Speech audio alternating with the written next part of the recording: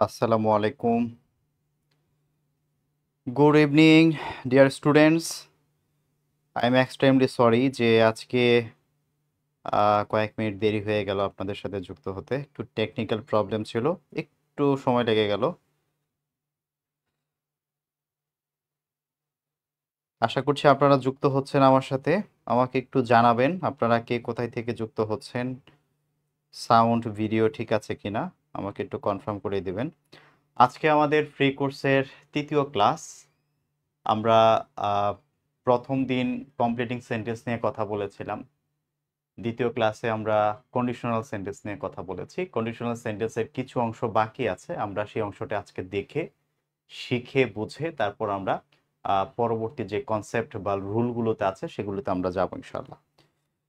আপনারা যারা আছেন আমাকে শুধু একটু কনফার্ম করবেন যে সাউন্ড, ভিডিও ঠিক আছে কিনা, তাহলেই হবে। একজন বললেই হবে, একজন একটু বললেই হবে। আচ্ছা, ফাতেমা আপুর মাধ্যমে জামালপুর পৌঁছে গেছি। জি, ওয়ালাইকুম আসসালাম। তামান্না আপু আছেন, তিশা আপু আছেন। জি,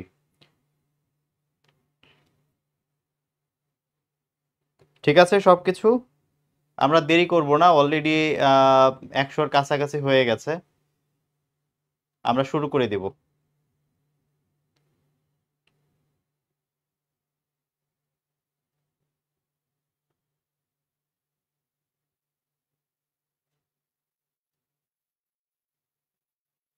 ঠিক আছে, আমি আপনাদেরকে যদি একটু মনে করিয়ে দেই যে গত ক্লাসে আমরা আসলে কি শিখেছিলাম।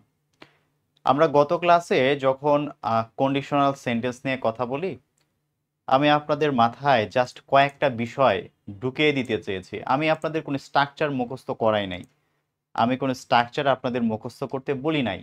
আমি শুধু কি বলেছিলাম, আমি বলেছিলাম যে ইফ এর পর যখন প্রেজেন্ট ইনডিফিনিট থাকে, যখন এখানে ভার্ব ওয়ান থাকবে, তখন এই পাশের যে মোডালগুলো থাকবে এই মোডালগুলো ভার্ব ওয়ানে থাকবে এবং মোডালগুলোর পরে বেস ফর্ম বসবে। আমরা এইভাবে শিখেছি। পরে বলেছিলাম যে সাবজেক্টের পরে যদি ভার্বটা পাস্ট হয়ে যায়, ভার্ব টু হয়ে যায়, তাহলে এই পাশের যে মোডালগুলো আছে এই মোডালগুলোকে আমরা পাস্ট করে দিব। শ্যাল থেকে শুড লিখবো, উইলকে উড লিখবো, ক্যানকে কুড করব, মেকে মাইট করব। বলেছিলাম এটি আমরা এই কারণে করি, এক পাশ যেহেতু পাস্ট আছে অন্য পাশও পাস্ট হবে।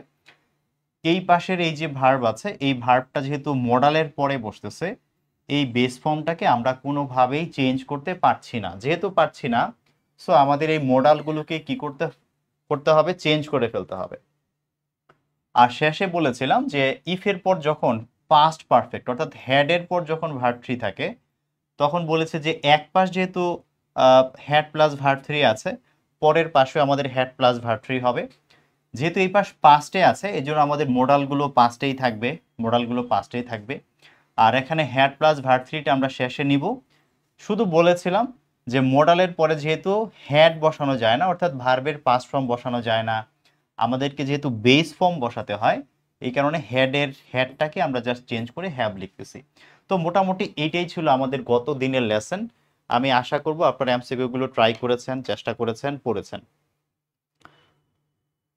এই পাস্ট পারফেক্ট টেন্স থেকে আমাদের আরও দু একটা বিষয় একটু জানার আছে।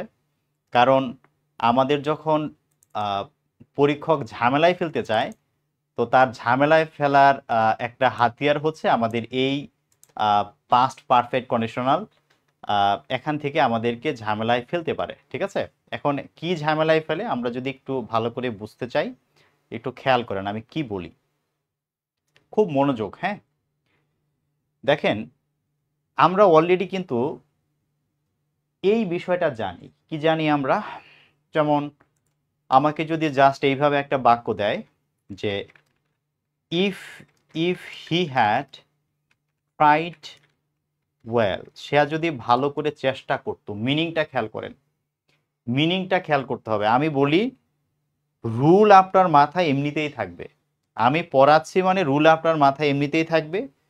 শুধু কষ্ট করে একটু মিনিং বোঝা ট্রাই করবেন, ভাইয়া কি বলছে, এবং ওই রকমের আরো কিছু বাক্য নিজে বানানোর চেষ্টা করবেন। এটাই আপনার কাজ। তাহলে ইংলিশ এই ভাষাটা আপনার আস্তে আস্তে আস্তে আস্তে আপনি বুঝতে পারবেন। শুধু রুল পড়ে অন্ধের মতো পরীক্ষায় আনসার করা যাবে না। দেখেন, if he had tried well, যদি সে ভালো করে চেষ্টা করত, যদি সে ভালো করে চেষ্টা করত, হি আমাকে শূন্যস্থান দিয়ে দিল, হি ড্যাশ দ্য প্রবলেম, সে সমস্যাটির সমাধান করতে পারত। যদি সে ভালো করে চেষ্টা করত সে সমস্যাটির সমাধান করতে পারত। ধরেন আমাকে এখানে জাস্ট একটা ভার্ব দিয়ে দিয়েছে যে ওভারকাম একটা ভার্ব আছে, এই ওভারকাম ভার্বটি আমাকে এখানে ব্যবহার করতে হবে। তো স্বাভাবিকভাবে আমি বুঝতে পারছি যে এখানে যেহেতু হ্যাড প্লাস ভার্ব থ্রি যেহেতু আছে, তাহলে এখানে সাবজেক্টের পরেও আমাকে কি করতে হবে, হ্যাড প্লাস ভার্ব থ্রি আনতে হবে। তবে এই পাস্ট হওয়ার জন্য ওই যে মোডালগুলোকে কিন্তু আমাকে আগে রাখতে হবে, তাই না? তো মোডাল আপনি যে কোনোটা নিতে পারেন, আপনি উড কুড মাইট যে কোনোটা নিতে পারেন। আমরা এখান থেকে উড নিলাম, উড। এখন এই উডের পরে হ্যাড প্লাস ভার্ব থ্রি বসাবো। উডের পরে হ্যাড লেখা যাবে না, সো এই কারণে আমরা হ্যাভ লিখতেছি। আর ওভারকামের ভার্ব থ্রি কি, ওভারকামের ভার্ব হচ্ছে ওভারকাম। ওভারকামের ভার্ব থ্রি ওভারকামই, হ্যাঁ, কারণ কাম ভার্বের কাম থেকে কেম হয়, আবার পরে কি হয়, কাম হয়, খাম খেইম খাম, সো চেঞ্জ হবে না। তাহলে আমাদের আনসারটা হচ্ছে he would have overcome, he would have overcome. আশা করছি যে বুঝতে কোনো অসুবিধা নাই। এখন আপনি যদি এতটুকু বোঝেন, এখন দেখেন আমি পুরো বাক্যটাই নিচে আপনাদের জন্য লিখে নেই, একটু মনোযোগ লাগবে, হ্যাঁ, একটু মনোযোগ, আমার দিকে দেখতে হবে, আশেপাশে দেখা যাবে না, হ্যাঁ। হি উড হ্যাভ ওভারকাম, এটা হচ্ছে আমাদের সেন্টেন্সটি। তো এইভাবে যদি পরীক্ষা আমাকে দেয়, যদি এইভাবে আমাকে প্রশ্নটা দিয়ে দেয়, আমি কিন্তু খুব সহজেই কিন্তু উত্তর বুঝে যাচ্ছি যে হ্যাঁ এখানে উড হ্যাভ ওভারকাম হবে, আমার কোনো টেনশন নাই। এইভাবে দিলে কোনো অসুবিধা নেই, আমি বুঝে গেলাম যে হ্যাঁ উত্তর এটা হবে। কিন্তু তারা এইভাবে আমাকে সব সময় প্রশ্ন দিবে না। তারা কি করবে, তারা যেটি করবে, এই যে আমরা এখানে দেখতে পাচ্ছি যে এখানে হ্যাড আছে এবং সেন্টেন্সে ইফ আছে, এটা হচ্ছে ইংলিশ সেন্টেন্সের একটা সিস্টেম, একটা ফরমেশন। ফরমেশনটা কি, ফরমেশনটা হচ্ছে সেন্টেন্সের মধ্যে যখন ইফ এর উপস্থিতি থাকে, একই সাথে যখন হ্যাড এর উপস্থিতি থাকে, তখন আমরা চাইলে ওই সেন্টেন্স থেকে ইফকে বাদ দিয়ে দিতে পারি, ইফ আমাদের দরকার হয় না। তখন তখন কি করা হয়, তখন এই হ্যাডটাকে ইফের জায়গায় এনে লেখা হয় এভাবে যে had he tried well, had he tried well, আর বাকি যা আছে সব সেম থাকবে। তো এখানে ঘটনা কি ঘটলো, ঘটনা ঘটলো যে ইফ ছিল, ইফটাকে বাদ দিয়ে হ্যাডটাকে কি করা হয়েছে, ইফের জায়গায় এনে লেখা হয়েছে। তো পরীক্ষার সময় কন্ডিশনাল সেন্টেন্সে আমরা সবসময় তো ইফকে আমরা প্রত্যাশা করি যে ইফ থাকবে, কিন্তু কখনো কখনো দেখা যাবে যে কন্ডিশনাল সেন্টেন্স আমাকে দিয়েছে কিন্তু সে বাক্যটা হ্যাড দিয়ে শুরু হয়েছে। এই যে হ্যাড, এই হ্যাডটাই এখানে ইফের কাজ করছে, এটা আপনাকে দেখে চিনতে হবে। যদি আপনি এটা চিনতে না পারেন তাহলে আপনি উত্তর করতে পারবেন না। কথা কি বুঝতে পেরেছেন, কথা কি বুঝতে পেরেছেন? খুব ইম্পর্টেন্ট কিন্তু যে হ্যাড ইফের জায়গায় থাকতে পারে। এখন এই প্রশ্নগুলো কিভাবে আসে, প্রশ্নগুলো যেভাবে আসে একটু দেখেন, আমাদের মানে খুব সহজ জায়গা থেকে কনফিউজ করতে পারে। আচ্ছা, একজন বলছে এগুলো কি কমপ্লিটিং এ লাগে? অবশ্যই কমপ্লিটিং এ লাগে, রাইট ফর্ম অফ ভার্বে লাগে। আসলে এগুলো সবই হচ্ছে রাইট ফর্ম অফ ভার্বের নিয়ম, কন্ডিশনাল সেন্টেন্স। কিন্তু এগুলোকে আমরা যেরকম আমাদের যে নিবন্ধনের সিলেবাস আছে সেখানে বলা আছে কমপ্লিটিং সেন্টেন্স, সেই কমপ্লিটিং সেন্টেন্সে এগুলো প্রশ্ন করে। আবার বিসিএস এ বা হচ্ছে অন্যান্য চাকরির পরীক্ষায়, প্রাইমারির পরীক্ষায়, তখন ওখানে তো কমপ্লিটিং সেন্টেন্স বলে না, তখন বলে right form of verb. Actually এগুলো সবই হচ্ছে ভার্বের ব্যবহার। আপনি সেটা কমপ্লিটিং সেন্টেন্স নামে শেখেন, রাইট ফর্ম অফ ভার্ব নামে শেখেন, আপনি যেভাবে শেখেন আসলে কাহিনী তো একই, তাই না? আপনি পারছেন কিনা উত্তরটা করতে, প্রশ্ন কোত্থেকে আসছে, কোন টপিক অনুযায়ী আসছে সেটা ফ্যাক্ট না। তো শিখলে আপনি যে কোনো পরীক্ষায় কাজে লাগাইতে পারবেন। শিখেন, কি বলি একটু শোনেন। দেখেন এই এই প্রশ্নটাই আপনাকে একটু চেঞ্জ করে দিবে। ধরেন পরীক্ষায় বলতেছে যে had I a lot of riches, আমার যদি অনেক সম্পত্তি থাকতো। রিচ এমনিতে একটা অ্যাডজেক্টিভ, রিচ মানে হচ্ছে ধনী, কিন্তু এটিকে যখন কখনো ইএস দিয়ে যদি প্লুরাল করা হয় তখন এটা দিয়ে সম্পত্তি বোঝায়, ঠিক আছে, মনে রাখবেন। Had I a lot of riches, যদি আমার অনেক সম্পত্তি থাকতো। আই ড্যাশ দ্য হেল্পলেস, আমি গরিবদেরকে সাহায্য করতাম, ঠিক আছে, হেল্পলেস। আমাকে একটু বলেন যে এখন এখানে এই যে আই এর পরে যে শূন্যস্থানটা আছে এখানে আমাদেরকে একটা ভার্ব বসাইতে হবে হেল্প। আপনারা একটু কমেন্টে লেখেন তো এটার উত্তর কি হবে, এর উত্তর কি হবে বলেন। উত্তর অবশ্যই এটা হওয়া উচিত যে উড হ্যাভ হেল্প, তাই না? আমার সাথে একমত কে কে? যে had I a lot of riches I dash the helpless, আমি গরিবদের সাহায্য করতাম। আসলে বলার জন্য সবাই বলে, পরে কেউ করে না। এখন had I a lot of riches I dash the helpless, সবাই বলবে কি যে ভাইয়া এই পাশে তো হ্যাড আছে, যেহেতু এই পাশে হ্যাড আছে তাহলে এই পাশে প্রথমত একটা মোডাল আসবে হ্যাভ, তারপরে মোডাল উডের পরে হ্যাভ প্লাস ভার্ব থ্রি হবে। সবাই কিন্তু এইভাবে ভাববে, কিন্তু আলটিমেটলি এই উত্তরটা ভুল হবে। আলটিমেটলি কি হবে? উত্তরটা ভুল হবে। কেন হবে? আসলে আহ, এইটা ভুল এই কারণে হবে, আমাদের মধ্যে ভাই বোনরা যেটা করবে যে ভাইয়া তো বলেছে ক্লাসে যে হ্যাড যদি থাকে হ্যাডটা ইফের জায়গায় চলে যায়, আর হ্যাড থাকলে তো ওই পাশে modal plus have plus verb three হয়। সে শুধু এইটা মুখস্থ করবে আর পরীক্ষার হলে গিয়ে ধরা খাবে। কেন ধরা খাবে? আপনি দেখেন হেডের পর এখানে ভার্ব থ্রি আছে, হেডের পরে ভার্ব থ্রি আছে মানে এটা পাস্ট পারফেক্ট টেন্স। এই পাশে হ্যাড প্লাস ভার্ব থ্রি আছে বলে এই পাশেও আমার হ্যাড প্লাস ভার্ব থ্রি হবে, আমরা হ্যাডটাকে জাস্ট হ্যাভ করে লিখেছি। কিন্তু এখানে দেখেন হ্যাড আছে কিন্তু হ্যাডের পর এখানে কোনো ভার্ব নাই, দেখেন কোনো ভার্ব থ্রি নাই, কোনো ভার্ব থ্রি নাই, কোনো ভার্ব থ্রি নাই। সো এই বাক্যটাকে যদি আমি ইফ দিয়ে লিখতাম বাক্যটা দেখতে কেমন হতো জানেন? ইফ দিয়ে লিখলে বাক্যটা এমন হতো যে ইফ, দেখেন বাক্যটা হয়তো if I had a lot of riches, যদি আমার অনেক সম্পত্তি থাকতো আই, প্রশ্নটা এইভাবে হতো। তো এখন জাস্ট আমি কি করেছি, হ্যাডটাকে ইফের জায়গায় এনেছি। তার মানে আমি যেটা বোঝাতে চাচ্ছি যে শুরুতে হ্যাড থাকলেই কোনোভাবে ঝাঁপিয়ে পড়া যাবে না যে এইটা পারফেক্ট কন্ডিশনাল মানে থার্ড কন্ডিশনাল, সো উড দাও হ্যাভ দাও ভার্ব থ্রি দাও না। এটা করলে আপনি ভুল করবেন। আপনাকে কি করতে হবে? আপনাকে দেখতে হবে যে হ্যাড আছে ভালো কথা, ভার্ব থ্রি আছে কিনা। দেখলাম ভার্ব থ্রি নাই, তো ভার্ব থ্রি নাই কেন? নাই মানে ইফ আছে, সাবজেক্ট আছে আর হ্যাড আছে। হ্যাড এখানে একটা ভার্ব টু এর কাজ করছে, কারণ হ্যাড তো একটা পাস্ট ফর্ম। হ্যাভ হ্যাজ এটা হচ্ছে প্রেজেন্ট, পাস্ট কি হ্যাড, আবার ভার্ব থ্রি কি হ্যাড, তাই না? এখানে যে হ্যাড বসছে এটা ভার্ব টু বসছে। তার মানে এটি আমাদের 2 নাম্বার কন্ডিশনালে যাবে। 2 নাম্বার কন্ডিশনালে কি শিখেছি? সাবজেক্টের পরে যদি ভার্ব টু থাকে এই পাশে মোডালগুলো প্রথমে পাস্ট হবে। মোডালগুলো কি হবে? পাস্ট হবে। সো আমি লিখলাম উড, আর উডের পরে যে ভার্ব আছে সেই ভার্বের বেস্ট ফর্ম তাহলে হচ্ছে হেল্প। তাহলে আনসার হচ্ছে had I a lot of riches I would help the helpless, I would help the helpless.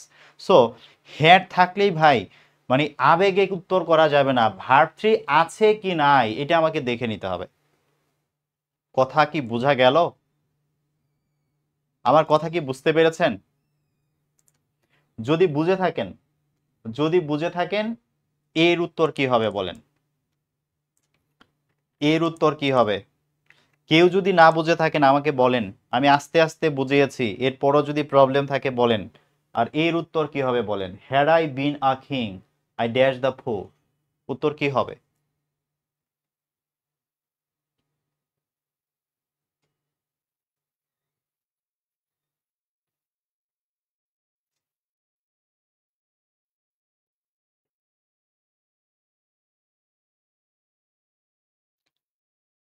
এই এই মানে কন্ডিশনালটা থেকে, হ্যাঁ থার্ড কন্ডিশনাল থেকে 18তম নিবন্ধনে প্রশ্ন হয়েছে, 17তম নিবন্ধনে প্রশ্ন হয়েছে, আবারও হবে, আমি আশা করছি আবারও হবে। ঠিক আছে?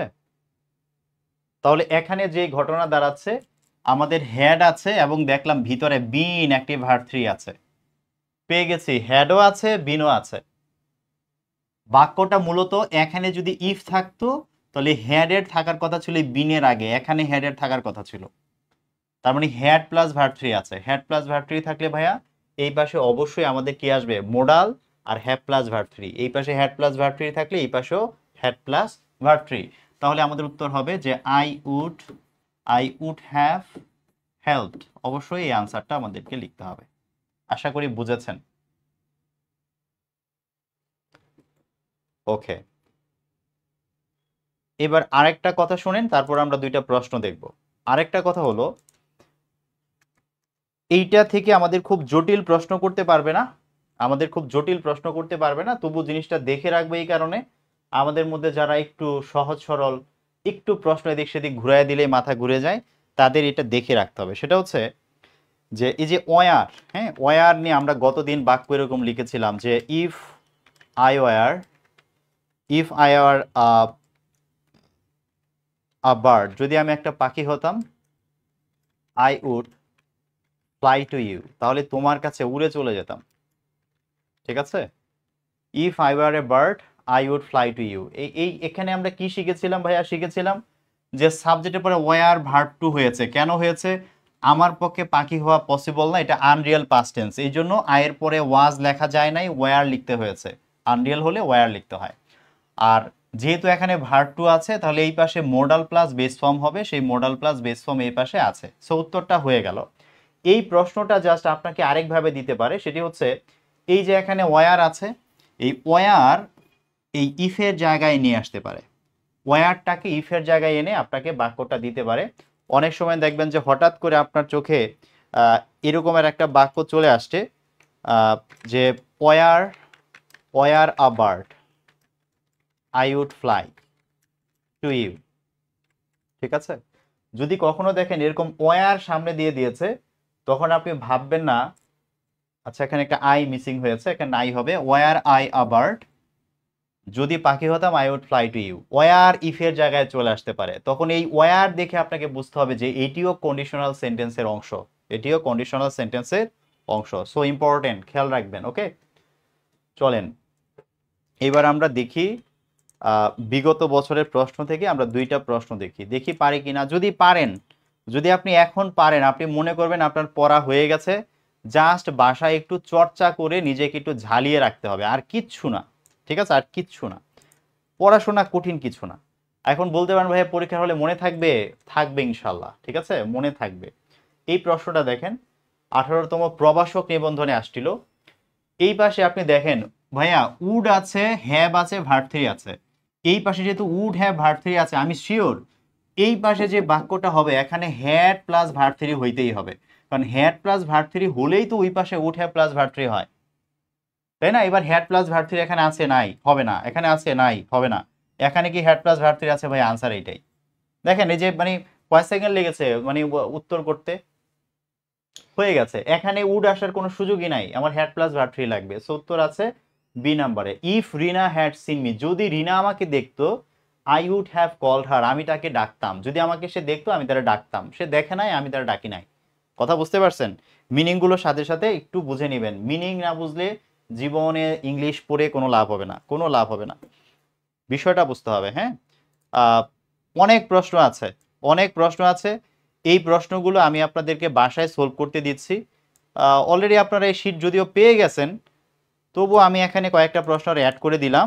এই কয়েকটা প্রশ্ন অবশ্যই দেখে রাখবেন, এই কয়েকটা প্রশ্ন অবশ্যই দেখে রাখবেন। যেমন 2 নাম্বার যে প্রশ্নটা আছে দেখেন, 17তম শিক্ষক যেমন স্কুল পর্যায়ে আসছে, হ্যাড প্রায়রে আছে, দেখেন হ্যাড প্লাস ভার্ব থ্রি আছে, তো আমি শিওর এই পাশে মোডাল আসবে, সেই মোডালের পরে আমাকে হ্যাভ প্লাস ভার্ব থ্রি লিখতে হবে। তো মোডাল প্লাস হ্যাভ নাই, modal plus have plus verb three আছে, আনসার হবে মোডালের পরে এরকমের ভার্ব টু বসতে পারে না, মোডালের পরে ভার্ব টু বসতে পারে না, সো এটা হবে না। কুড হ্যাভ আছে, এখানে ভার্ব থ্রি নাই, দেখেন সোলভ তো ভার্ব থ্রি না, সো এটা আনসার হবে না। সো আমার আনসার অবশ্যই কি বি। আপনি যখন বুঝবেন উত্তর করতে টাইম লাগবে না। এই যে প্রশ্নটা দেখেন, হ্যাড আছে ভাইয়া ভার্ব থ্রি আছে, দেখেন হ্যাড আছে ভার্ব থ্রি আছে, সো ওই পাশেও modal plus have plus verb three লাগবে। তো মোডালটা প্রেজেন্ট হইলে হবে না, প্রেজেন্ট হইলে হবে না, এই পাশ পাস্ট আছে, ওই পাশও পাস্ট হবে, সো কোনোভাবে এই দুইটা উত্তর হবে না। এখানে উড আছে, হ্যাভ আছে, ভার্ব থ্রি আছে, উত্তর হইতে পারে। এখানে উড আছে কিন্তু কোনো হ্যাভ নাই, সো আনসার এইটাও হবে না, আনসার হচ্ছে কি সি। আপনি বলেন, জাস্ট একটু জিনিস বুঝলেই উত্তর করা যায় না? একটু জিনিস বুঝলেই তো উত্তর করা যায়, কোনো কঠিন বিষয় বলেন।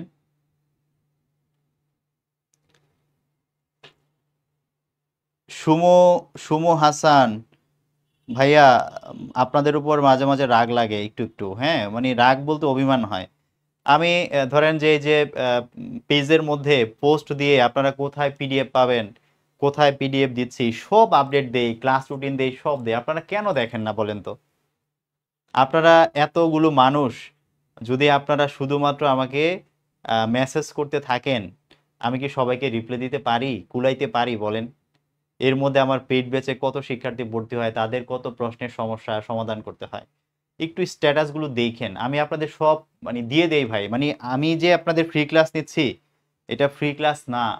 হ্যাঁ, আমি যে সেটআপে ক্লাস নিচ্ছি, কয়েক লক্ষ টাকার সেটআপ নিয়ে আপনাদের ক্লাস নিচ্ছি। এগুলো আপনার ফ্রি ভাইবেন না, দিচ্ছি ভালোবাসা থেকে, বা এটা আমার একটা রেসপন্সিবিলিটি যে আমি পড়াচ্ছি মানুষজন জানুক, তাই না? সো আপনাদের জন্য কোনো কিছু আমি কুক্ষিগত করে রাখি না যে আমি এটা দিব না, এরকম না। আমি সব ওপেন করে দিছি, কিন্তু আপনারা একটু দেখেন, ঠিক আছে? সব পেয়ে যাবেন আপডেটগুলো। ওকে, আমি নিচের প্রশ্নগুলো নিয়ে আর কথা বললাম না। আপনারা 16তম শিক্ষক নিবন্ধনের প্রশ্ন, 14তম শিক্ষক নিবন্ধনের প্রশ্ন, এগুলো বাসায় আপনার সলভ করবেন। তার মানে আমি জাস্ট বুঝাইলাম যে পরীক্ষায় এগুলো আসে, এগুলো ইম্পর্টেন্ট। এখন আসেন আমরা একটু কথা বলবো জিরো কন্ডিশনাল নিয়ে। হ্যাঁ, একটু জিরো কন্ডিশনাল নিয়ে।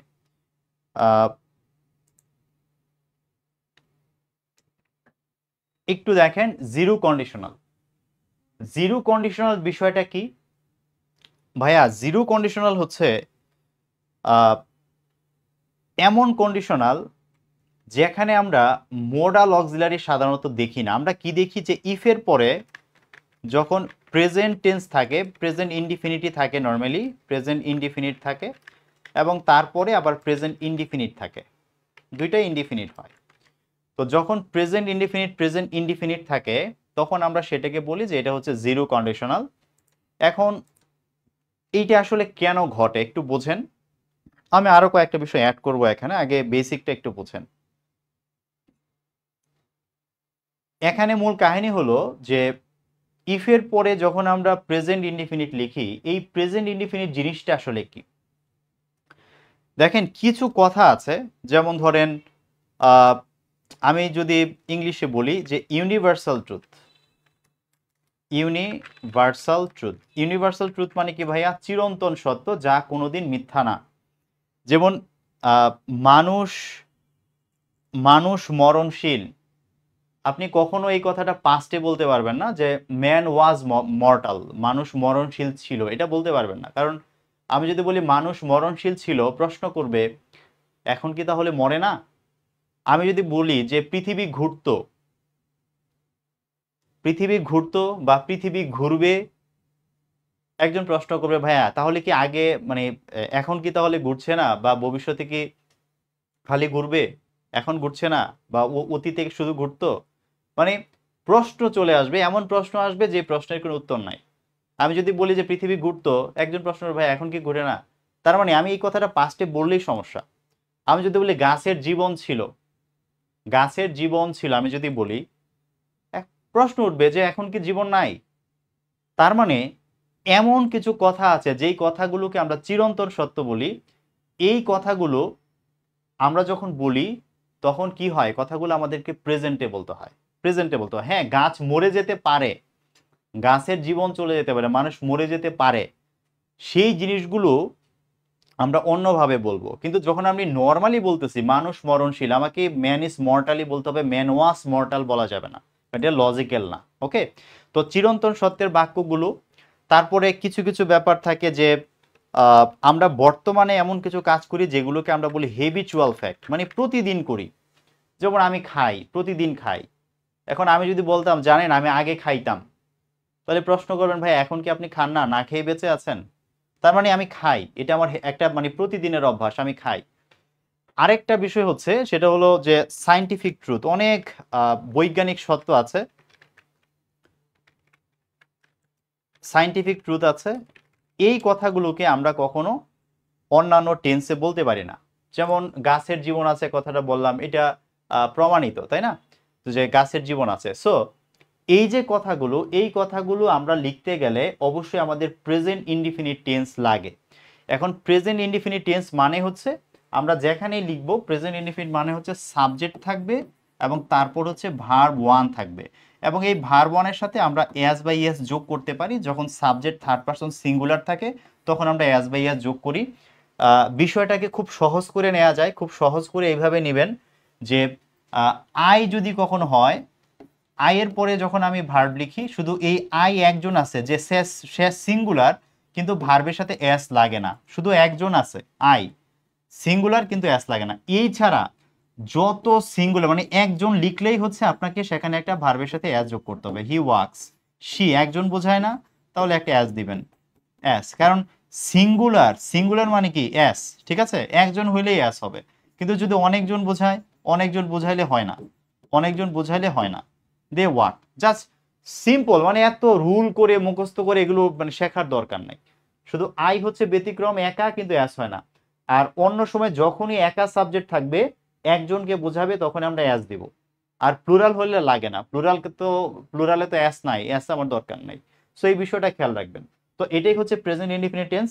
এখন আমরা কিছু বাক্য দেখে বিষয়টা একটু কনফার্ম হয়ে যে বাক্যগুলো আসলে কেমন হয়। যেমন ধরেন একটা বাক্য এরকম বলা হলো, একটা বাক্য এরকম বলা হলো যে ইফ ইউ হিট, যদি তুমি তাপ দাও, ইফ ইউ হিট আইস, যদি তুমি এটাকে তাপ দাও, ইট মেল্টস, এটি গলে যায়, এটি গলে যায়। এখন আপনি এরকম বলতে পারতেন যে যদি তুমি বরফকে তাপ দাও এটি গলে যাবে, যদি তুমি বরফকে তাপ দাও গলে যাবে। আপনি চাইলে এইভাবে বলতে পারতেন যে ইফ ইউ হিট আইস, যদি তুমি আইসকে তাপ দাও, ইট উইল মেল্ট, এটি গলে যাবে। আপনি এইভাবে বলতে পারতেন, সমস্যা নাই। তবে যেই জিনিসটা ঘটবেই, এটা ঘটবেই শিওর, 100% শিওর, সেইটাকে ফিউচারে লেখার দরকার নাই। সেটাকে ফিউচারে এই কারণে লেখার দরকার নাই, ফিউচারে আমরা যেই কথাটা বলি, যে শ্যাল উইল দিয়ে যেই কথাটা বলি, এটি আসলে বোঝায় পসিবিলিটি, এটা হতেও পারে নাও হতে পারে। যেমন আমি কাউকে কথা দিচ্ছি যে I will visit you tomorrow, যে আমি তোমাকে আগামীকাল দেখতে যাব। তাহলে এখন দেখতে যাব, এখানে এই যে আমার দেখতে যাওয়ার বিষয়টা, এটা আমি ঘটবে, ভবিষ্যতে হবে, একটা সম্ভাবনার কথা বলছি। আমার কিন্তু স্কেজুল চেঞ্জও হইতে পারে, কালকে আমি নাও যাইতে পারি, আমার কোনো অন্য ব্যস্ততাও চলে আসতে পারে। শ্যাল উইল দিয়ে যখন আমরা কোনো একটা কথা বলি, এটা বোঝায় জাস্ট একটা পসিবিলিটি, এটা হতেও পারে নাও হতে পারে। এটা মোডাল অক্সিলারির একটা বিষয়, ঠিক আছে। শ্যাল উইল মানে এটা হবেই, নিশ্চয়তা নাই, ঠিক আছে। কিন্তু আপনি যখন বরফকে তাপ দিবেন, এটা গলবেই, এটা নিশ্চিত, এটা সায়েন্স প্রমাণ করেছে, আমরা প্র্যাকটিক্যালি দেখছি। সো এই কথাটা আমাদের এইভাবে ফিউচারে লেখার দরকার নাই, যে গলবে বলার দরকার নেই। গলে ভাই, তুমি তাপ দিবার, এটা গলে, তাপ দিলেই এটা গলে, ঠিক আছে। এই কারণে আমরা সম্ভাবনায় নিতে চাই না, এই বাক্যটাকে সম্ভাবনায় না নিয়ে ডিরেক্ট আমরা প্রেজেন্টে বলে ফেলতেছি। এই কারণে আমরা এই জায়গাগুলোতে কি করব না, আমরা ফিউচার লিখব না। আমার কথা কি বুঝতে পারছেন কেন ফিউচার লিখি না? আরেকটা বাক্য দেখেন, আরেকটা বাক্য এরকমের যে ইফ ইউ ওয়াটার প্ল্যান্টস, তুমি যদি গাছে পানি দাও, তুমি যদি গাছে পানি দাও, দে গ্রো, তুমি যদি গাছে পানি দাও তারা বড় হয়। তারা বড় হবে না ভাই, হয়। আপনি গাছে পানি দিচ্ছেন মানে গাছ বড় হচ্ছে। হয়তো আপনি খুব সামান্য চেঞ্জ হচ্ছে বলে আপনি দেখতে পাচ্ছেন না, ঠিক আছে, বাট হয়, হচ্ছে। কথা কি বোঝা গেল? তো এইভাবে আমরা প্রেজেন্ট ইনডিফিনিট এবং প্রেজেন্ট ইনডিফিনিট দিয়ে প্রচুর বাক্য লিখতে পারি, প্রচুর বাক্য লেখা যাবে। আমি বেশি এক্সাম্পল দেখাইলাম না। আমি আশা করি বিষয়টা বুঝতে পারছেন যে যেগুলো এরকম বৈজ্ঞানিক সত্য, প্র্যাকটিক্যালি সত্য, ওগুলোকে আর ফিউচারে লেখার দরকার নাই, সম্ভাবনায় ফেলার দরকার নাই। আমরা দুই পাশে প্রেজেন্ট প্রেজেন্ট লিখে ফেলতেছি। নেক্সট শোনেন, প্রেজেন্ট এবং প্রেজেন্ট এইটা না হয়ে জিরো কন্ডিশনালে, জিরো কন্ডিশনাল থেকে এখন পর্যন্ত নিবন্ধনে প্রশ্ন হয় নাই, ঠিক আছে। নিবন্ধনে এখন পর্যন্ত প্রশ্ন হয় নাই, মানে এটা একটু জটিল, বাট বিসিএস এ অনেকবার হয়েছে। দেখেন ইফের পরে যদি আপনি পাস্ট ইনডিফিনিট লেখেন, যদি পাস্ট ইনডিফিনিট লেখেন, আবার এই পাশে যদি আপনি পাস্ট ইনডিফিনিট লেখেন, আপনি লিখতে পারেন। এইটাও জিরো কন্ডিশনালে পড়ে। কেন পাস্ট ইনডিফিনিট এবং পাস্ট ইনডিফিনিট হয়, এইটার একটা কারণ হলো ভাই আমাদের যেগুলো অভ্যাস, আমাদের অভ্যাস কিন্তু চেঞ্জ হইতে পারে। চিরন্তন সত্য চেঞ্জ হয় না, বৈজ্ঞানিক সত্য চেঞ্জ হয় না, আবার কখনো কখনো কিছু বদলেও যাইতে পারে, গবেষণার প্রতিনিয়ত চলে। তো আমাদের হেবিচুয়াল ফ্যাক্টটা চেঞ্জ হওয়ার পসিবিলিটি অবশ্যই আছে, কারণ আমরা এটা চেঞ্জ হয়। যেমন ধরেন এখন আমি ঘুম থেকে উঠি 4টায় বা 5টায়, ধরেন আরো যখন সকাল আরো দেরিতে হবে, রাত যখন আরো বড় হবে, তখন আমি 6টায় ঘুম থেকে উঠবো। তার মানে আমার হ্যাবিট তো চেঞ্জ হইতে পারে। এখন আমার কফি খেতে ভাল লাগে, কয়দিন পরে দেখা গেল আমার কফি না, এখন আমার চা ভাল লাগে। তার আমার হ্যাবিট চেঞ্জ হইতে পারে। তো হ্যাবিট যেহেতু চেঞ্জ হইতে পারে, এই জন্য ওই হ্যাবিচুয়াল কথাগুলো আমরা চাইলে পাস্টে লিখতে পারি। যেমন ধরেন একটা বিষয় এরকমের, যেমন if if I enter the room, যদি আমি রুমের ভিতরে ঢুকি, কথা খেয়াল করেন, যদি আমি রুমের ভিতরে ঢুকি, মিনিং ভাই আর কিছু না, রুল টুলের এগুলো কিচ্ছু না। If I enter the room, যদি আমি রুমে ঢুকি, শি লিভস, সে বের হয়ে যায়। ঠিক আছে, সে বের হয়ে যায়, সে কি করে, রুম থেকে চলে যায়। এটা তারও হ্যাবিট, আমারও হ্যাবিট। এটা একটা জিরো কন্ডিশনাল সেন্টেন্স। তার সাথে রাগারাগি হয়েছে, এখন আমি রুমে গেলে সে রুম থেকে বের হয়ে যায়, কিছু তো বলতে পারে না, রুম থেকে বের হয়ে যায়। সো এইটা হচ্ছে আমার হ্যাবিট, আমি রুমে ঢুকি, আর এটা হচ্ছে তার হ্যাবিট, সে রুম থেকে বের হয়ে যায়। যখনই রুমে যায় সে রুম থেকে চলে যায়।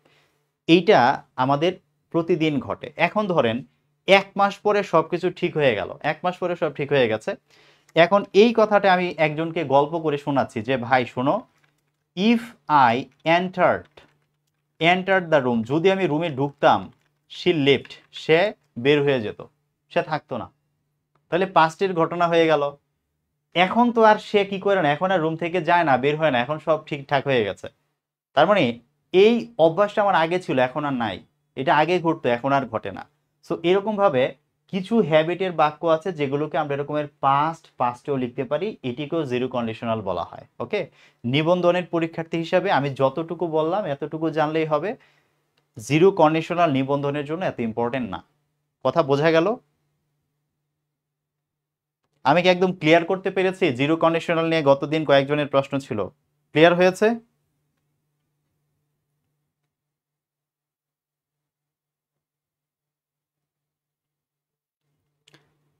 যারা কন্ডিশনাল গুলিয়ে ফেলতেন, আমি যেইভাবে গত 2টা ক্লাসে পড়ালাম, এরপরে কি গোলাবে বলেন? গোলাবে না। তবে রিকোয়েস্ট করব, যারা নিবন্ধন ছাড়া অন্য চাকরির পরীক্ষার জন্য প্রস্তুতি নেবেন, আপনারা যতগুলো এমসিকিউ সলভ করছেন, কষ্ট করে একটু মিনিংগুলো বুঝে বুঝে নিয়েন। ওয়ার্ড মিনিং না বুঝে পড়েন না। হ্যাঁ, ওয়ার্ড মিনিং না বুঝে পড়েন না। প্রত্যেকটা বাক্যের মিনিং বুঝলে আপনি অনেক ভালো করবেন ইংলিশে। আর যারা বড় চাকরির পরীক্ষায় অংশগ্রহণ করতে চান, তাদের জন্য তো মাস্ট, কারণ ইংলিশ রিটেন এক্সাম খুবই খুব ইম্পর্টেন্ট। চলেন আমরা সামনে আগাই।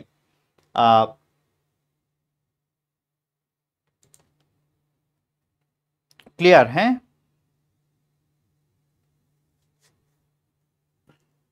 ঠিক আছে। নেক্সট, আমি তাহলে এই বিষয়টা থেকে বের হচ্ছি। এখন শোনেন,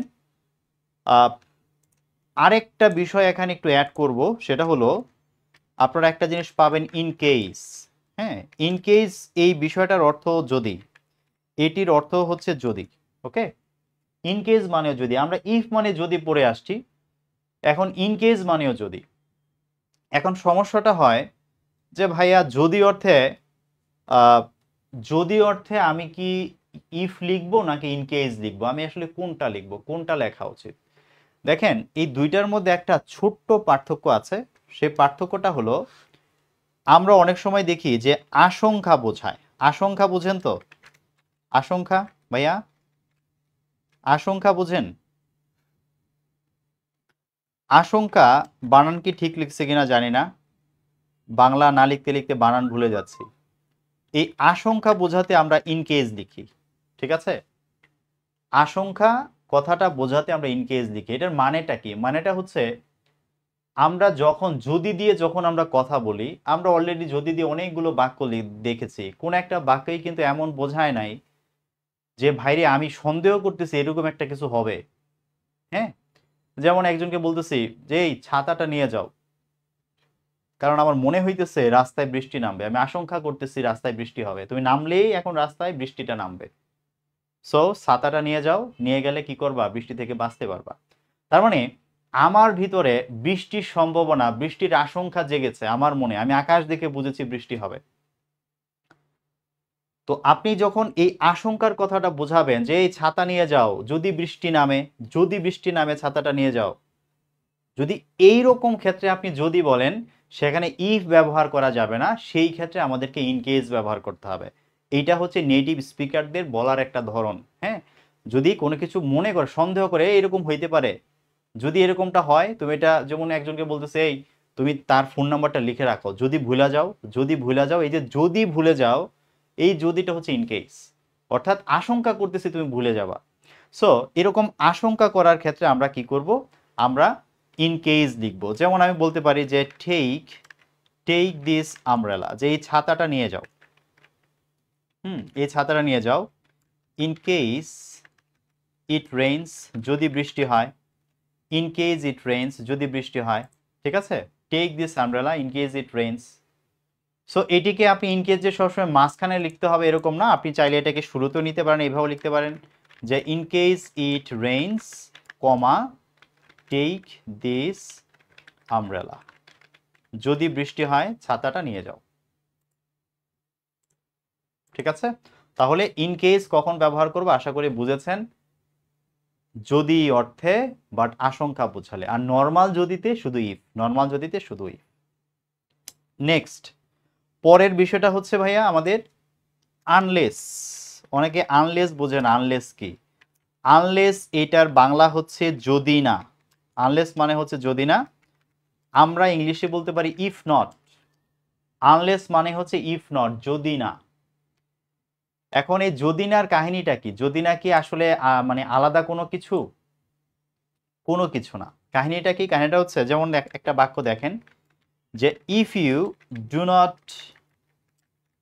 নট ফলো মি, যদি তুমি আমাকে অনুসরণ না করো, you can not be successful. You can not be successful, তুমি সফল হতে পারবে না। If you do not follow me, you can not be successful, তুমি সফল হতে পারবে না। খুব ভালো করে বুঝেন, আনলেসের কাহিনীটা খুবই সিম্পল। সেটা হচ্ছে আপনি দেখেন তো, এই সেন্টেন্সে ইফ আছে এবং এই সেন্টেন্সে নট আছে। আমি এই বাক্যটা ইফ দিয়ে লিখেছি বলে এখানে নট আসছে। এখন আমার যদি ইচ্ছে হয় এই বাক্যটা আমি আনলেস দিয়ে লিখবো, আনলেস দিয়ে লিখবো, আনলেস, তাহলে বাক্যটা কিভাবে হবে জানেন? ইফের জায়গার মধ্যে আমি লিখে দিব আনলেস, লিখলাম unless, unless you, unless you. এই নট এবং ইফ এই দুইটা মিলিয়ে আমার হয়েছে আনলেস, ইফ আর নট মিলিয়ে আমার আনলেস হয়েছে। এখন নট যেহেতু সেন্টেন্সে নাই, ডু এরও কোনো প্রয়োজন নাই, কারণ এই নটের জন্যই সেন্টেন্সে আমরা কি করি, আমরা ডু নিয়ে আসি, আমরা ডাজ নিয়ে আসি, আমরা ডিড নিয়ে আসি। কার জন্য? এই নটের জন্য নিয়ে আসি। এখন সেন্টেন্সে যেহেতু আমার নট নাই, সো আমার এই ডু ডাজ ডিড এরও কোনো প্রয়োজন নাই, so do but out, do আমার লাগবে না। পরে কি আছে? Unless you follow me, unless you follow me, আর বাকি যা আছে ভাই সব ঠিক থাকবে, আর সব ঠিক থাকবে। আমরা কি পড়েছিলাম? ইফ এর পর যদি সাবজেক্ট প্লাস ভার্ব ওয়ান থাকে, তাহলে সাবজেক্টের পরে মোডাল আসবে, তারপরে বেস ফর্ম আসবে। দেখেন মোডাল বেস ফর্ম আছে। আনলেস যদি সেন্টেন্সে থাকে, আনলেস মানে কি? আনলেস মানেও তো এখানে ইফ আছে। তো ওই সেম বিষয় দেখেন, subject plus base form, sorry verb one, আর এই পাশে কি সেই সাবজেক্ট মোডাল আগের মতো যা যা হওয়ার একদম সেম থাকবে। অর্থাৎ আনলেস এটা নতুন কিছু না। আনলেস বিষয়টা হচ্ছে ইফের সাথে যখন নেগেটিভ থাকে, অর্থাৎ নট যখন থাকে, তখন সেই বাক্যটার মধ্যে ইফ এবং নটের উপস্থিতি থাকে। আমরা সেই ইফ এবং নটকে বাদ দিয়ে আনলেস দিয়ে বাক্যটা লিখতে পারি। ওই একই অর্থ, একই কাহিনী, একই ফরমেশন, কোনো সমস্যা নাই। সো যদি পরীক্ষার সময় কখনো দেখেন যে সেন্টেন্সের মধ্যে আনলেস আছে, তখন ইফ দিয়ে যে আমরা তিনটা কন্ডিশনাল শিখেছি, ঠিক আছে, ফার্স্ট, সেকেন্ড, থার্ড, ওই তিনটা কন্ডিশনালকে চিন্তা করে উত্তর করবেন, তাহলেই হয়ে যাবে। কথা ক্লিয়ার?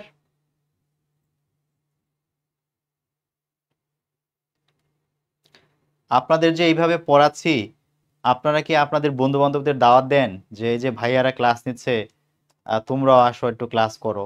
দাওয়াত দেন নাকি দাওয়াত দেন না? কাউকে তো ওই রকমের কাউকে মেনশন করতে দেখি না। নাকি আমরা বলি না বলে আপনারা করবেন না?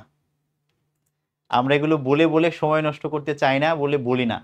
এখন মনে হচ্ছে যে না বলার ফলে আপনাদের কাছে সাপোর্ট পাচ্ছি না। আপনারা তো একটু বন্ধু বান্ধব একটু ইনভাইট করতে পারেন। জীবনে খালি নিজে ভালো থাকলে হবে, অন্যদেরকে নিয়েও তো ভালো থাকতে হবে, তাই না? আচ্ছা, আশা করছি আনলেস এর বিষয়টা বুঝেছেন, ক্লিয়ার? হ্যাঁ, আমরা এর পরের ইতে যাই। এবার আরেকটা বিষয় শোনেন, আপনারা এগুলো দেখে অনেকে ভয় পান ভাই। কি কি নিয়ে ভয় পান? একটা হচ্ছে প্রোভাইডেড দেখে অনেকে ভয় পান, ঠিক আছে, যে প্রোভাইডেড এইটা আবার কোন জিনিস। তারপরে অনেক সময় থাকে পরীক্ষাতে প্রোভাইডিং দ্যাট, প্রোভাইডিং দ্যাট থাকে, কখনো কখনো থাকে প্রোভাইডেড দ্যাট। এখন অনেকে বলবে যে ভাইয়া এগুলো আবার কি? ভাইয়া এগুলো কিছুই না, ভাইয়া এগুলো ইফ, এগুলো ইফ, শুধু একটু দেখে রাখেন যে এগুলো ইফ। এই প্রোভাইডেড মানেও ইফ যদি, প্রোভাইডিং দ্যাট মানেও যদি, প্রোভাইডেড দ্যাট মানেও যদি, এই তিনটার অর্থই হচ্ছে যদি। তো এগুলোকে কি করতে হবে? কিছুই না, ইফের জায়গায় শুধু এদেরকে বসায় দেওয়া যায়, আর কিছুই করা লাগে না। যেমন আপনি দেখেন, আমি বলতে পারি যে ইফ ইউ কাম, যদি তুমি আসো, I will tell you the full story, তোমাকে আমি পুরো গল্পটা শোনাবো। যদি তুমি আসো, আমি তোমাকে পুরো গল্পটা কি করব? শোনাবো। ওকে, এখন বাক্যটাতে কি আছে দেখেন, ইফের পরে সাবজেক্ট প্লাস যদি ভার্ব ওয়ান থাকে, তাহলে সাবজেক্টের পরে শ্যাল, উইল, ক্যান, মে, যে কোনো একটা মডাল থাকবে, বেস ফর্ম থাকবে। দেখেন সেটাই আছে আমাদের, এটা ফার্স্ট কন্ডিশনাল। এখন আপনাদেরকে বলেছিলাম যে ভাইয়া এই বাক্যটাকে আমরা আরেকভাবে সাজাইতে পারি, যে এই যে অংশটা আছে I will tell you the full story, এইটার পরে আমরা এই আগের অংশটুকুকে শেষে নিয়ে যেতে পারি, লিখে এইভাবে লিখতে পারি যে I will tell you the full story if you come. আমরা এইভাবে বলতে পারি, কোনো অসুবিধা নেই। এখন এই যে আপনি ইফ লিখেছেন, এখন আপনার যদি ইচ্ছে হয় যে ভাইয়া একটু সাজাইতে চাই বাক্যটা, কেমনে সাজাবো? সাজান যে I will tell you, I will tell you the full story provided, provided you come. কি করেছে এখানে? শুধুমাত্র এই ইফের পরিবর্তে আমি একটা সিনোনিম, ইফের একটা সিনোনিম আমি প্রোভাইডেড লিখে দিয়েছি, কারণ প্রোভাইডেড অর্থ যদি, ইফ মানেও যদি, প্রোভাইডেড মানেও যদি। এখন আমার যদি ইচ্ছে হইতো যে শুধু আমি প্রোভাইডেড লিখবো না ভাইয়া, আমি এখানে প্রোভাইডেড দ্যাট লিখবো, আমি প্রোভাইডেড দ্যাট লিখবো, সমস্যা নাই। আমি যদি বলি যে এটা প্রোভাইডিং দ্যাট লিখবো, ভাইয়া সমস্যা নেই, আপনার ইচ্ছে। ইফের পরিবর্তে এই তিনটা জিনিসই ব্যবহার করা যায়, এগুলো সবগুলোর অর্থ যদি। সো জাস্ট এটার মিনিংটা জেনে রাখবেন যে এগুলো অর্থ যদিও, আর কোনো রুল টুল পড়ার কিছু নাই, তো কোনো রুলের কিছু নাই, জাস্ট বুঝে রাখার বিষয়, ঠিক আছে? আমার কথা কি বুঝতে পেরেছেন? যেমন এই প্রশ্নটা আসছিল, এই প্রশ্নটা যেই কারণে পড়ালাম অনেক আগে, এটা হচ্ছে সপ্তম প্রবাসক নিবন্ধনে এই প্রশ্নটা আসছিল। যেহেতু একবার আসছে ভাইয়া, যে কোনো মুহূর্তে আবার আসতে পারে, কারণ পরীক্ষারগুলোর ধরনই এরকমের, একবার আসলে আরেকবার এটা চলে আসে, একবার যদি আসে চলে আসে, আর আবার চলে আসে। দেখেন এখানে যেটা আছে, এখানে প্রশ্নটা আমি একটু দেখাই।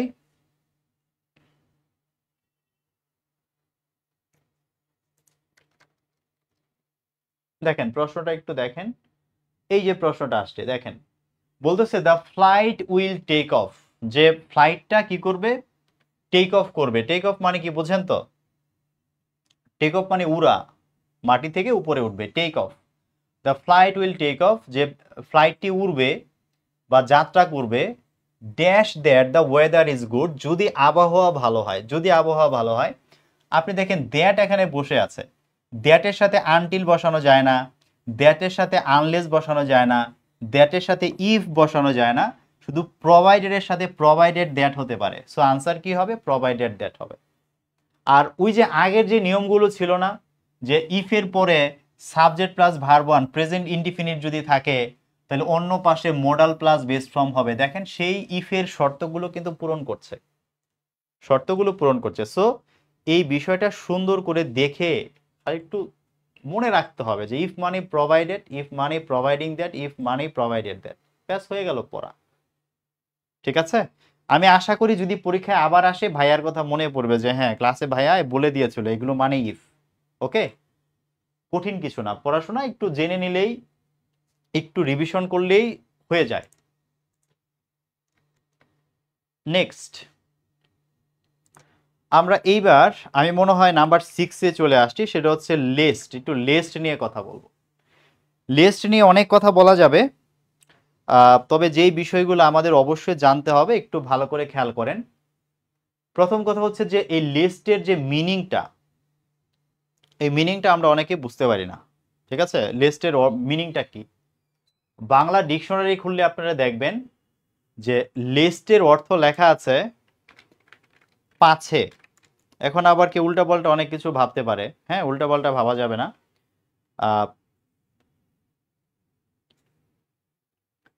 লিস্ট মানে হচ্ছে পাছে। এই পাছে বলতে পিছনে বোঝায় না ভাইয়া। এই পাছের অর্থটা কি? পাছে হচ্ছে এটার বাংলা একটা বাক্য শুনলে আপনি বুঝবেন। যেমন বলা হচ্ছে এই দ্রুত হাঁটো, পাছে বাসটা ছেড়ে চলে যায়, পাছে বাসটা ছেড়ে যায়। অর্থাৎ আমি বলতে চাচ্ছি দ্রুত হাঁটো যাতে করে বাসটা আমাদেরকে ছেড়ে চলে না যেতে পারে, আমরা যেন গিয়ে বাসটা পাই। ঠিক আছে, অর্থাৎ আমরা বলছি যে দ্রুত হাঁটো, পাছে ট্রেনটি আমাদের রেখে চলে যায়, পাছে ট্রেনটি ছেড়ে দেয়। এটি পাছে দিয়ে মিনিং করলে সবচেয়ে সুন্দর হয়। আপনি অন্য অনেক শব্দ ব্যবহার করতে পারবেন, কিন্তু মানে যাতে করে বিষয়টা না হয় ওরকম ঘুরিয়ে না বলে পাছে দিয়ে অনুবাদ করলে অনুবাদটা অনেক বেশি সুন্দর হয়। ওকে, তো এই পাছে অর্থে আমরা কি করি? আমরা এই লিস্ট কথাটা ব্যবহার করি। এখন লিস্টের সময় কাহিনীটা কি? এই জায়গাটাতে আমাদের একটা জিনিস মনে রাখতে হয়, সেটি হচ্ছে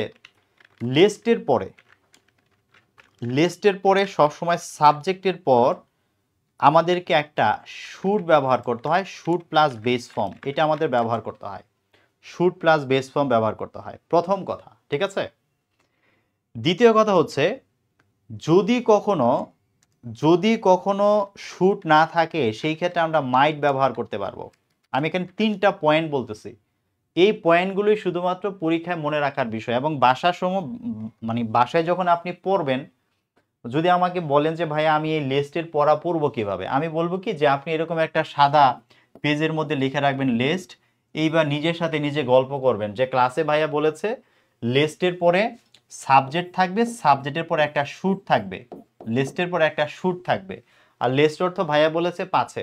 এটাই আপনার পড়া, আপনার মুখস্থ করার কোনো দরকার নেই। আপনি এরকম লিখে রাখবেন আর বাসায় এরকম দেখে দেখে গল্প করবেন নিজের সাথে। যদি দেখেন ভুলে গেছেন, খাতাটা খুলে একবার রিভিশন করবেন। এটা পড়াশোনা।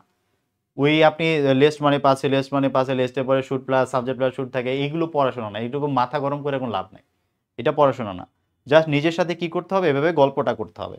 আচ্ছা, তার মানে লিস্ট মানে হচ্ছে পাছে, লিস্টের পরে কি বসবে? Subject plus should plus base form বসবে।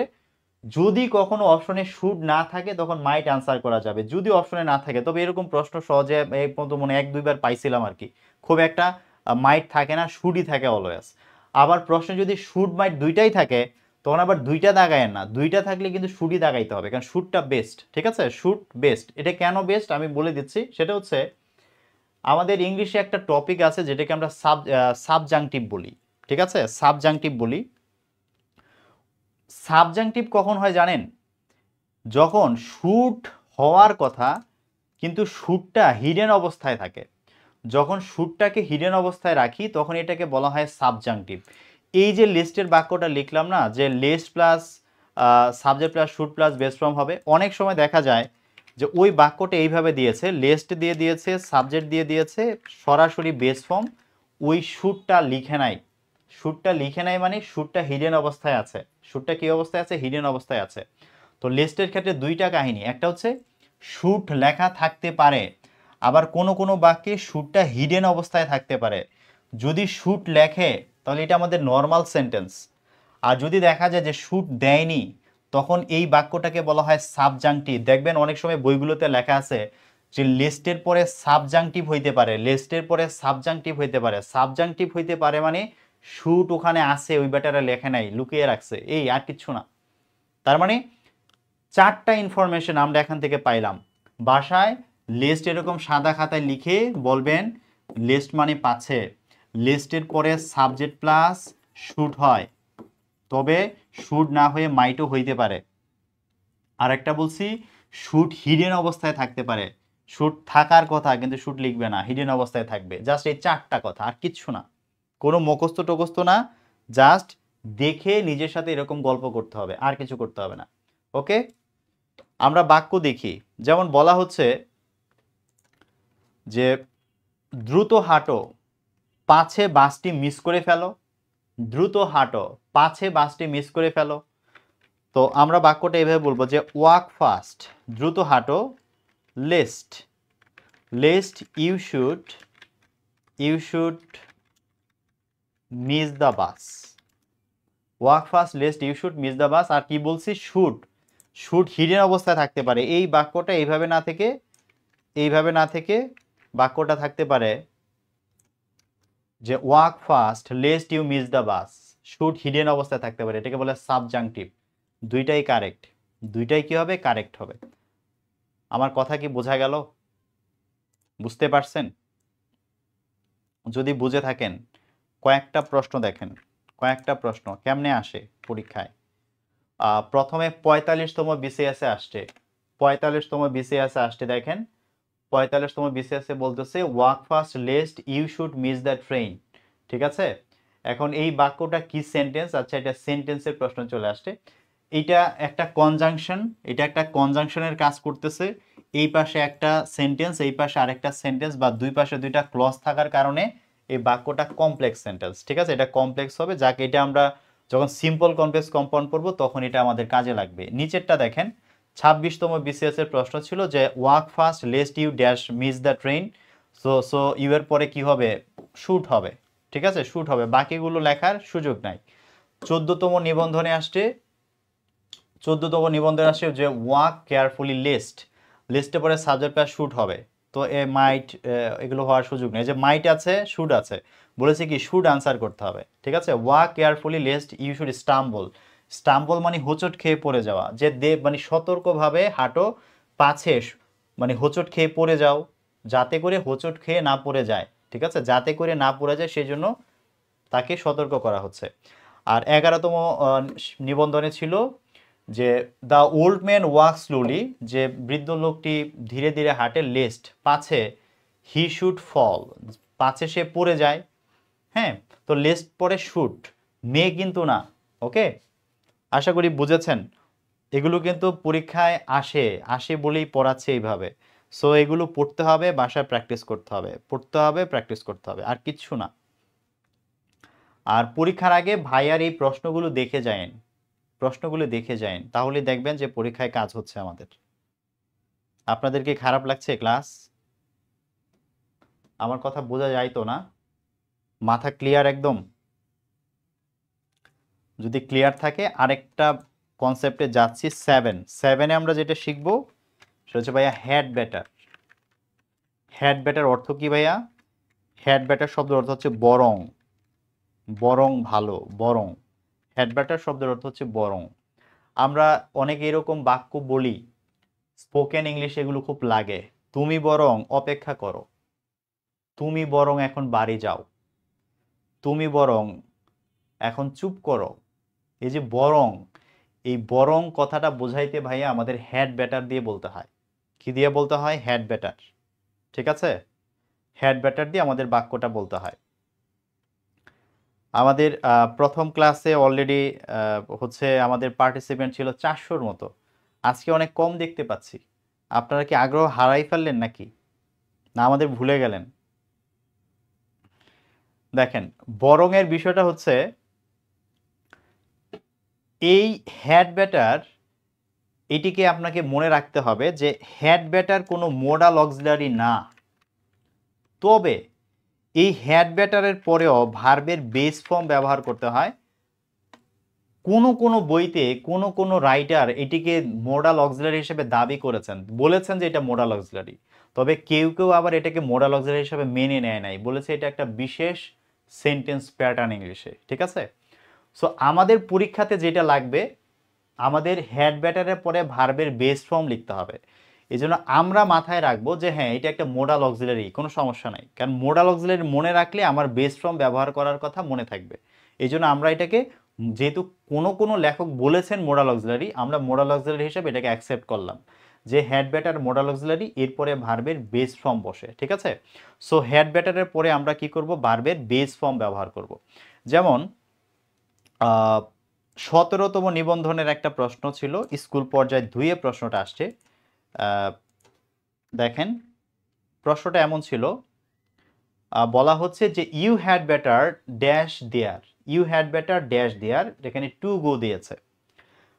তো হ্যাড বেটারের পরে ভার্ব 3 লেখা যাবে না, ভার্ব 2 লেখা যাবে না, বেস ফর্ম লেখা যাবে, আবার অন্য কোনো অক্সিলারি ভার্ব আনা যাবে না, কারণ এইটা অলরেডি একটা মোডাল, এরপরে আবার একটা মোডাল অক্সিলারির ব্যবহার করার সুযোগ নাই, ডিরেক্ট বেস ফর্ম দিতে হবে। ইউ হ্যাড বেটার গো দেয়ার, তুমি বরং সেখানে যাও, তুমি বরং সেখানে যাও। সো হ্যাড বেটারের পরেই আমরা কি করব, বেস ফর্ম দেব। আরও আসছে কিন্তু, হ্যাঁ, 10ম শিক্ষক নিবন্ধন স্কুল পর্যায়ে 2-এ আসছে, 12তম শিক্ষক নিবন্ধন পরীক্ষায় কলেজ পর্যায়ে আসছে। সো এগুলো আবারও রিপিট হবে, যদি সিলেবাস সেম থাকে আবারও রিপিট হবে। দেখেন ইউ হ্যাড বেটার, হ্যাড বেটারের পরে বেস ফর্ম হবে, টু হবে না, স ভার্ব 2 হবে না, সো সি হবে। আনসার হচ্ছে তাহলে সি। সিন তো ভার্ব 3, তো সিন হওয়ারও সুযোগ নাই। You had better, had better পরে টু হবে না, টু রিং হবে না, রিঙ্গিং আইএনজি হবে না, রাং, রাংও হবে না, রিং, র্যাং, রাং, হ্যাঁ, রাং হচ্ছে ভার্ব 3, জানতে হবে। আর তাহলে এখানে আমরা বেস ফর্ম নিচে আনসার করব কি ring, you had better ring him at once, ঠিক আছে। তুমি বরং তাকে এখনই কি করো, একটা ফোন করো, এখনই একটা রিং দাও। এই হলো বিষয়। আশা করছি একদম ক্লিয়ার, পরিষ্কার, হ্যাঁ। নেক্সট,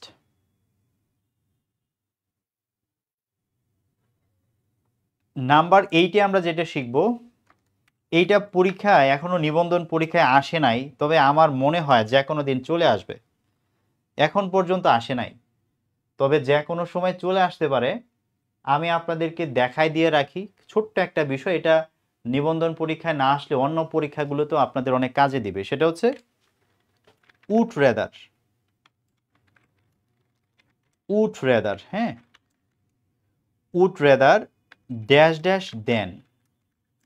দেখেন আমরা যখন উপরে হ্যাড ব্যাটার লিখলাম, হ্যাড ব্যাটারের সাথে কিন্তু আমরা কোনো দেন ব্যবহার করি নাই, হ্যাড ব্যাটারের সাথে আমরা কোনো দেন ব্যবহার করি নাই।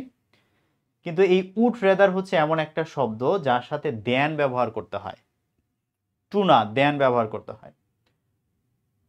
এখানে এখানে এই উড রেদার মানে হচ্ছে বরং, হ্যাড ব্যাটারের মতোই উড রেদার শব্দের অর্থ বরং, আর দেনের অর্থ হচ্ছে তবুও, দেনের অর্থ হচ্ছে তবুও, তবুও,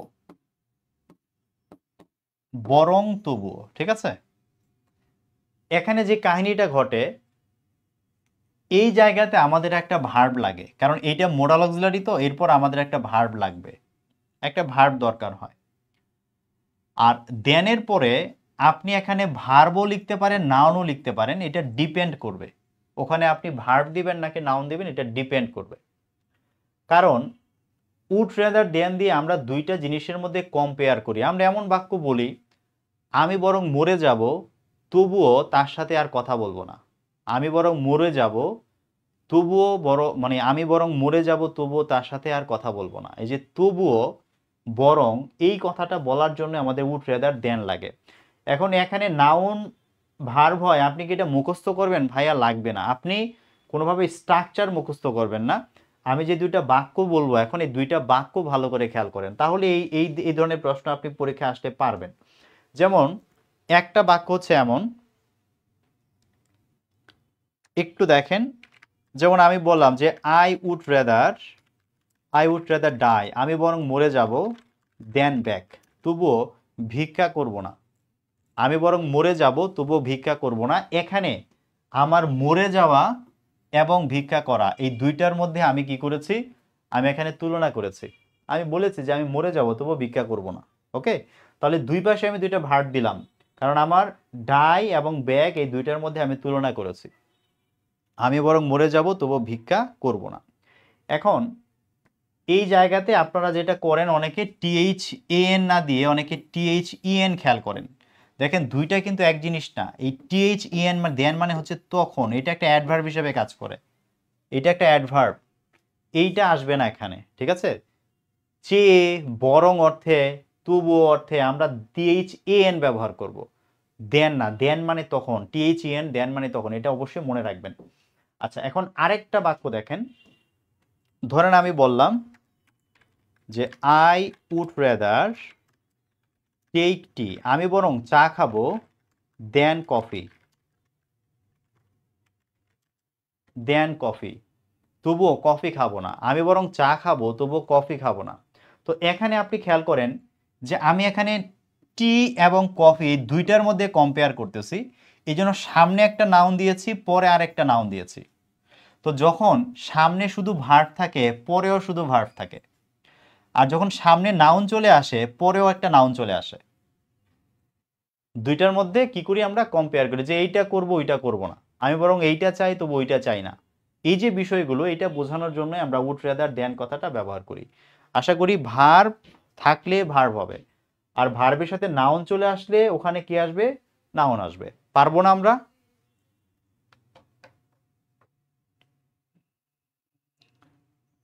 কথা কি বুঝতে পেরেছেন?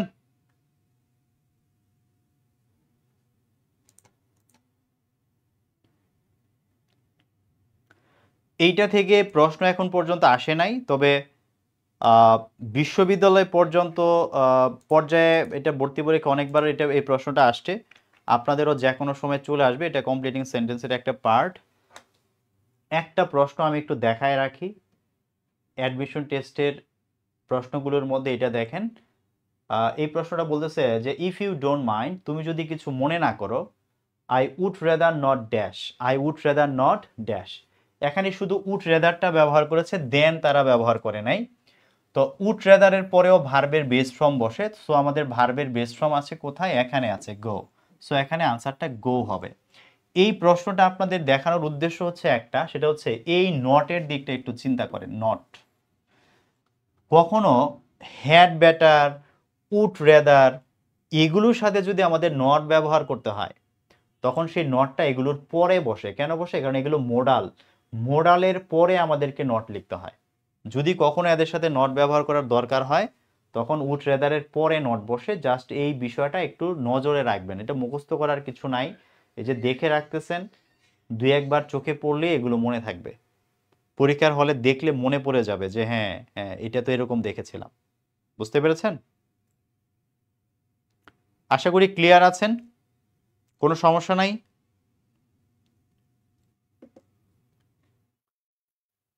নেক্সট আমরা নাম্বার, এটা কত ছিল? 8 ছিল, নাম্বার 9 দেখেন।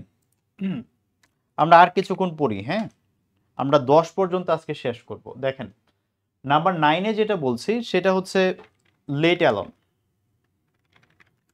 এই লেট অ্যালোন দিয়ে অনেক রকমের বাক্য লেখা যায়, অনেক রকমের বাক্য লেখা যায়। তবে সহজ করে আমি আপনাদের যেই বিষয়টা বলবো মনে রাখতে, সেটি হচ্ছে যে লেট অ্যালোন শব্দের অর্থ হচ্ছে আবার। লেট অ্যালোন শব্দের অর্থ হচ্ছে আবার, এবং এই আবারটা তাচ্ছিল্য অর্থে কাউকে তিরস্কার করা বোঝাইতে আমরা অনেক সময় লেট অ্যালোন কথাটা ব্যবহার করি। এটিকে আরো অনেকভাবে ব্যবহার করা যায়। তাচ্ছিল্য করা অর্থে ব্যবহার করা যায়, এইটা বেশি ইম্পর্টেন্ট, এইটাই আপনি মনে রাখেন। এইটা মনে রাখলে আমরা অধিকাংশ প্রশ্ন সলভ করে ফেলতে পারবো। লেট অ্যালোন বিষয়টা এমন, আমাদের বন্ধু বান্ধবের মধ্যে অনেকে চাপাবাজি করে যে আরে আমি তো 2 কেজি মিষ্টি আমি এক বসায় খেয়ে ফেলতে পারবো। তখন দেখা গেল যে তাকে বেশি না, হাফ কেজি মিষ্টি দেওয়া হয়েছে, কিন্তু সে অর্ধেক খাওয়ার পর আর খেতে পারছে না, অর্ধেক খাওয়ার পর আর সে খেতে পারছে না। তখন তাকে আমরা অনেক সময় বলি যে আরে হাফ কেজিই খেতে পারে না, আবার 2 কেজি। এই যে আবার 2 কেজি, এই যে আবার কথাটা তাকে কি করেছে? তাচ্ছিল্য করার জন্য বলেছে। এই যে আবার কথাটা তাকে তাচ্ছিল্য করে বললাম, এই তাচ্ছিল্য করা বোঝাতে লেট অ্যালোন কথাটা ইংলিশে ব্যবহার করা হয়। একজন বলছে যে আমি 20 মাইল হেঁটে চলে যাব, কোনো সমস্যা নাই। হাঁটতে নিয়ে গেলাম, দেখলাম 1 মাইল হাঁটতে না হাঁটতে অবস্থা খারাপ। তখন তাকে কি বলতেছে? যে you can not walk a mile, যে তুমি তো 1 মাইলই হাঁটতে পারো না। লেট অ্যালোন 20 মাইলস, আবার 20 মাইল, অসম্ভব, ইম্পসিবল। তো এই যে আবার, এই আবার কথাটা বলার জন্য আমরা লেট অ্যালোন কথাটা ব্যবহার করি। সো এইভাবেই কথাটা মনে রাখবেন। এই বাক্যটি মনে রাখেন যে যে যে হি কান্ট ওয়াক, সে হাঁটতে পারে না আ মাইল, সে 1 মাইলই হাঁটতে পারে না। লেট অ্যালোন 5 মাইলস, আবার 5 মাইল, সে 1 মাইলই হাঁটতে পারে না, আবার 5 মাইল। জাস্ট এই কথাটা মনে রাখলে আপনি লেট অ্যালোন দিয়ে যদি কোনো প্রশ্ন আসে আপনি পারবেন। নিবন্ধন এখন পর্যন্ত আসে নাই, এনি টাইম আসতে পারে। আচ্ছা স্যার, কমেন্ট পড়েন, কমেন্টে কি হয়েছে?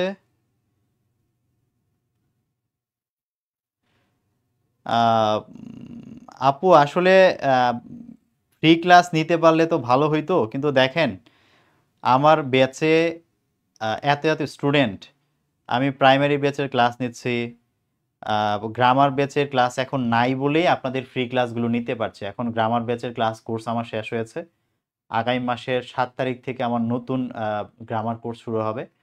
আবার এখন রিটেন কোর্সের ক্লাস চলতেছে। তো এখন ওনাদের যে শুধু ক্লাস নেই সেটা তো না, ওনাদের ক্লাসগুলো নেওয়ার আগে নিজের স্টাডির ব্যাপার থাকে, তাদের গুছিয়ে দেওয়ার ব্যাপার থাকে, হোমওয়ার্কের ব্যাপার থাকে, অনেক বিষয় আছে। এখন এত কিছুর মানে ফলে আসলে আমি সবসময় যে ফ্রি ক্লাস নিয়ে পেজে পড়ে থাকবো এটা আসলে আমি পারি না। আমার স্টুডেন্টরা আমাকে প্রতিনিয়ত ইনবক্সে নক করে, তারা একটা প্রশ্নে আটকে গেছে, আমি এগুলো প্রত্যেকটা জিনিস আমি নিজে চেষ্টা করি তাদের বুঝিয়ে দেয়া।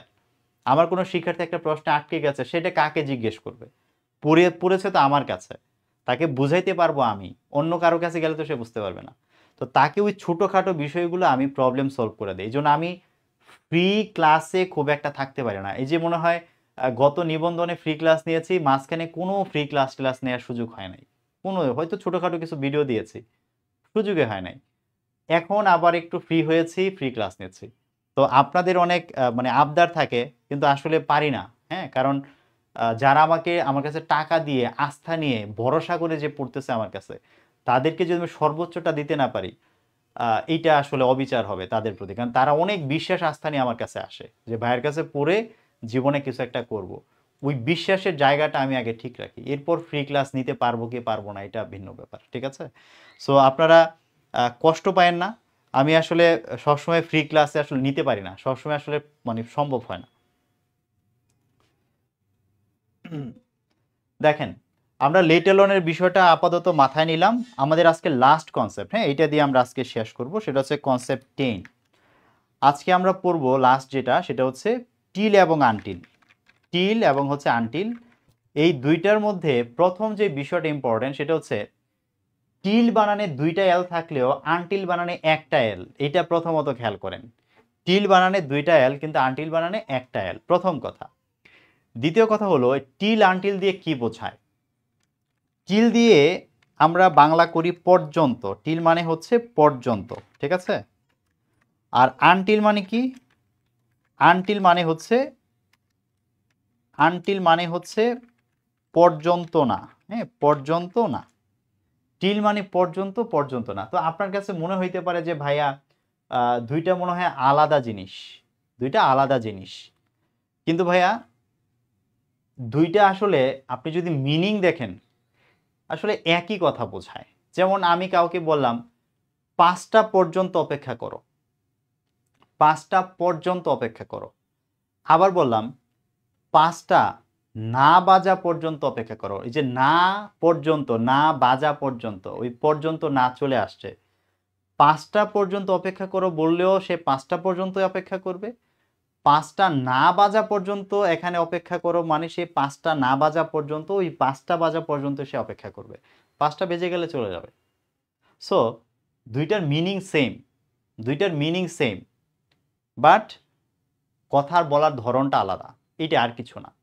তো এই দুইটা ক্ষেত্রে আমাদের যে বিষয়টা আমাদের মনে রাখতে হয় সেটি হচ্ছে যে আপনি এগুলো দিয়ে যেরকম বাক্য লিখতে পারেন, আমি কয়েকটা বাক্য একটু বলে দেই। যেমন একটা বলতে পারি যে ওয়েট হেয়ার, এখানে অপেক্ষা করো টিল 5 PM, যেখানে 5টা পর্যন্ত অপেক্ষা করো।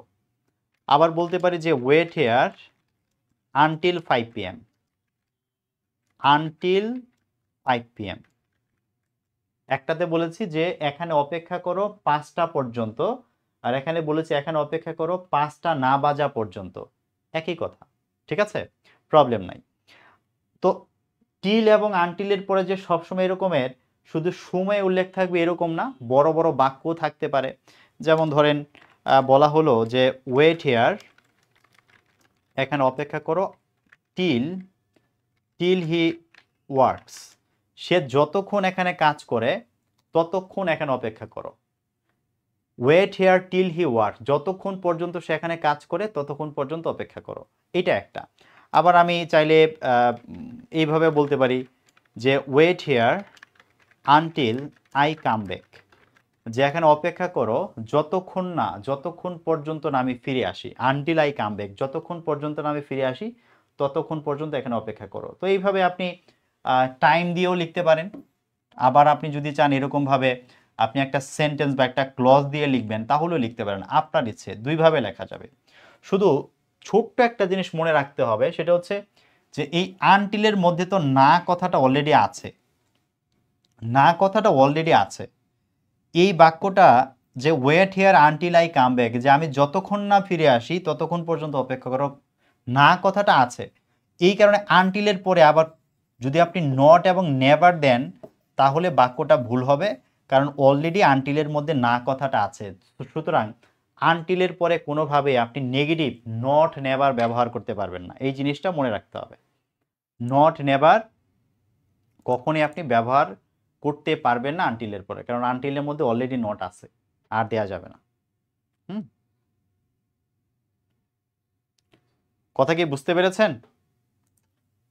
আচ্ছা, এখন সব সময় এই বাক্যগুলো কি প্রেজেন্টেই থাকবে? এই বাক্যগুলো যে সবসময় প্রেজেন্টেই থাকবে এমন কিছু না, পাস্টেও কিন্তু থাকতে পারে।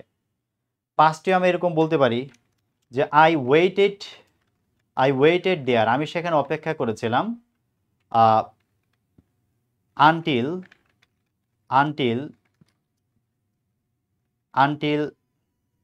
দ্য রেইন স্টপড, ঠিক আছে। I waited there until the rain stopped, যে আমি সেখানে বৃষ্টি না থামা পর্যন্ত অপেক্ষা করেছিলাম, বৃষ্টি থেমেছে তারপর আমি সেখান থেকে এসেছি, অর্থাৎ বৃষ্টি না থামা পর্যন্ত আমি সেখানে অপেক্ষা করেছিলাম। এই পাশে পাস্ট আছে ভাইয়া, এই পাশেও পাস্ট আছে, কোনো সমস্যা নেই। কিন্তু সমস্যাটা হবে কোথায়? সমস্যাটা হবে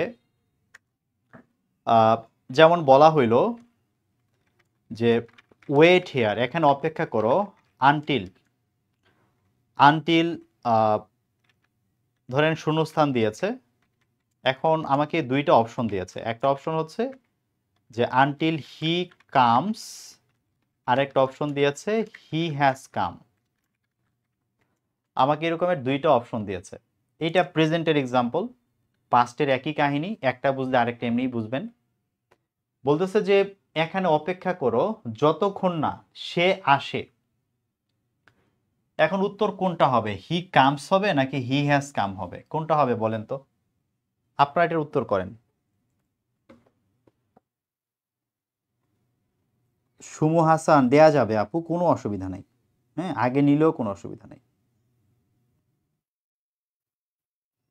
না, আপনি যেভাবে লিখছেন টিল ওয়েট এইভাবে বলা যাবে না, টিল ওয়েট এইভাবে কোনো বাক্য হয় না, ঠিক আছে।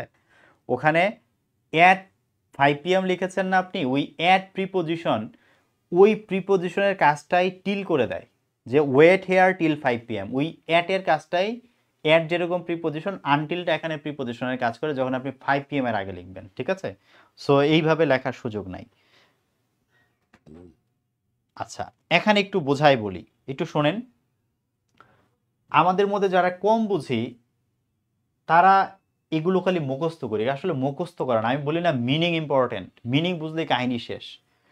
এই জায়গাতে আপনি দেখেন আমি বলতেছি যে তুমি অপেক্ষা করো যতক্ষণ না সে আসে, আরেকটা হচ্ছে যতক্ষণ না তার আশা হয়ে যায়, অর্থাৎ সে আসবে, একদম তোমার সামনে উপস্থিত হবে। হ্যাজ কাম মানে কি, প্রেজেন্ট পারফেক্ট, প্রেজেন্ট পারফেক্ট দিয়ে বোঝায় কাজটা হয়ে গেছে, তার আশা হবে, তারপর তুমি এখান থেকে যাবা। আর এইটা বোঝায় যে সে আসলে, সে না আসা পর্যন্ত তুমি অপেক্ষা করো, সে না আসা পর্যন্ত। এখানে কাজটা যে তার আসতেই হবে, তার না আসা পর্যন্ত থাকতেই হবে, এটা জোরালোভাবে বলা যায় না।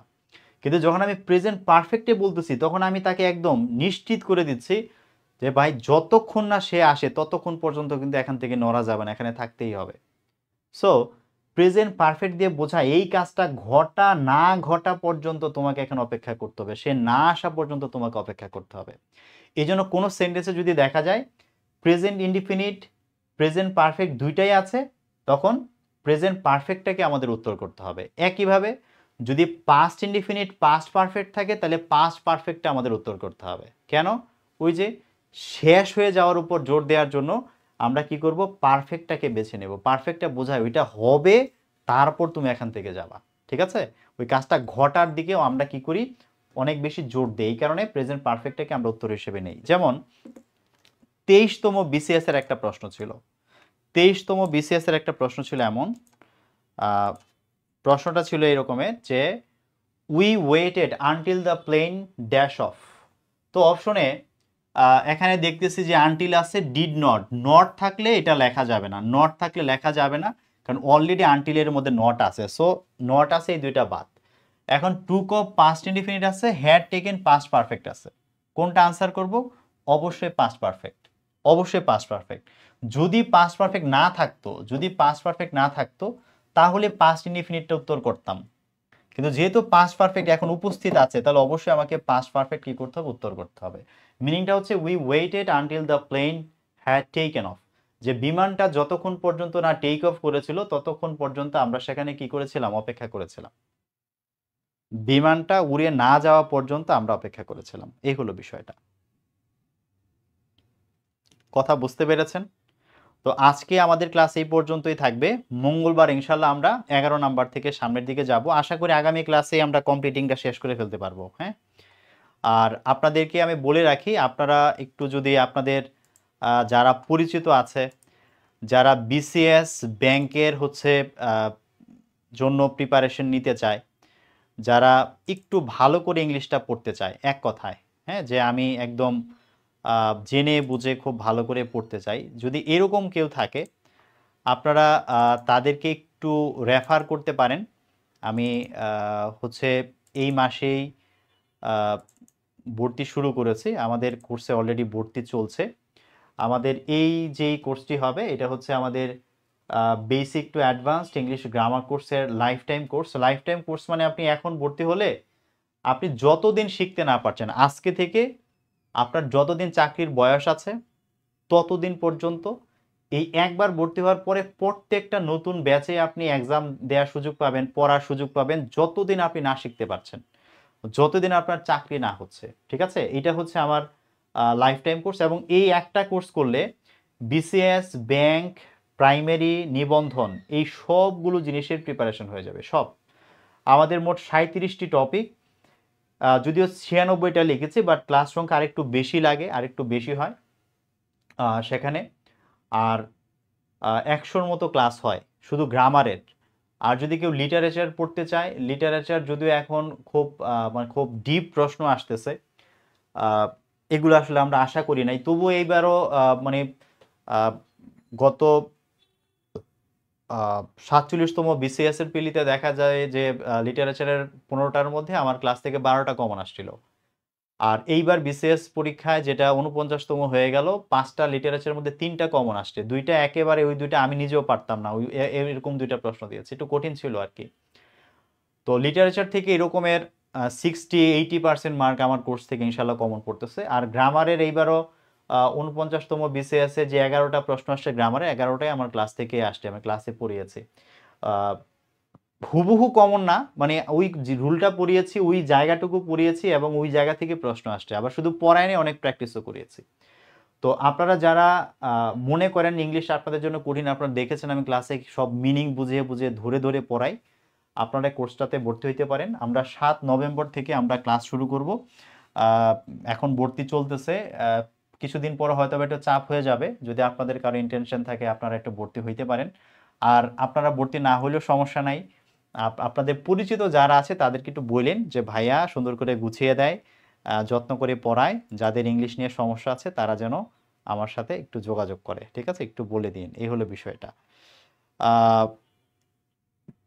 লিটারেচারের ফ্রি ক্লাস নিব, হ্যাঁ, লিটারেচারের ফ্রি ক্লাস সামনে হবে। তবে আমার ইউটিউব চ্যানেলে যদি আপনারা যান, সেখানে আপনারা দেখতে পারবেন আমার রিটেন ব্যাচের 2টা পেইড ব্যাচের ক্লাস ইউটিউবে দেয়া আছে।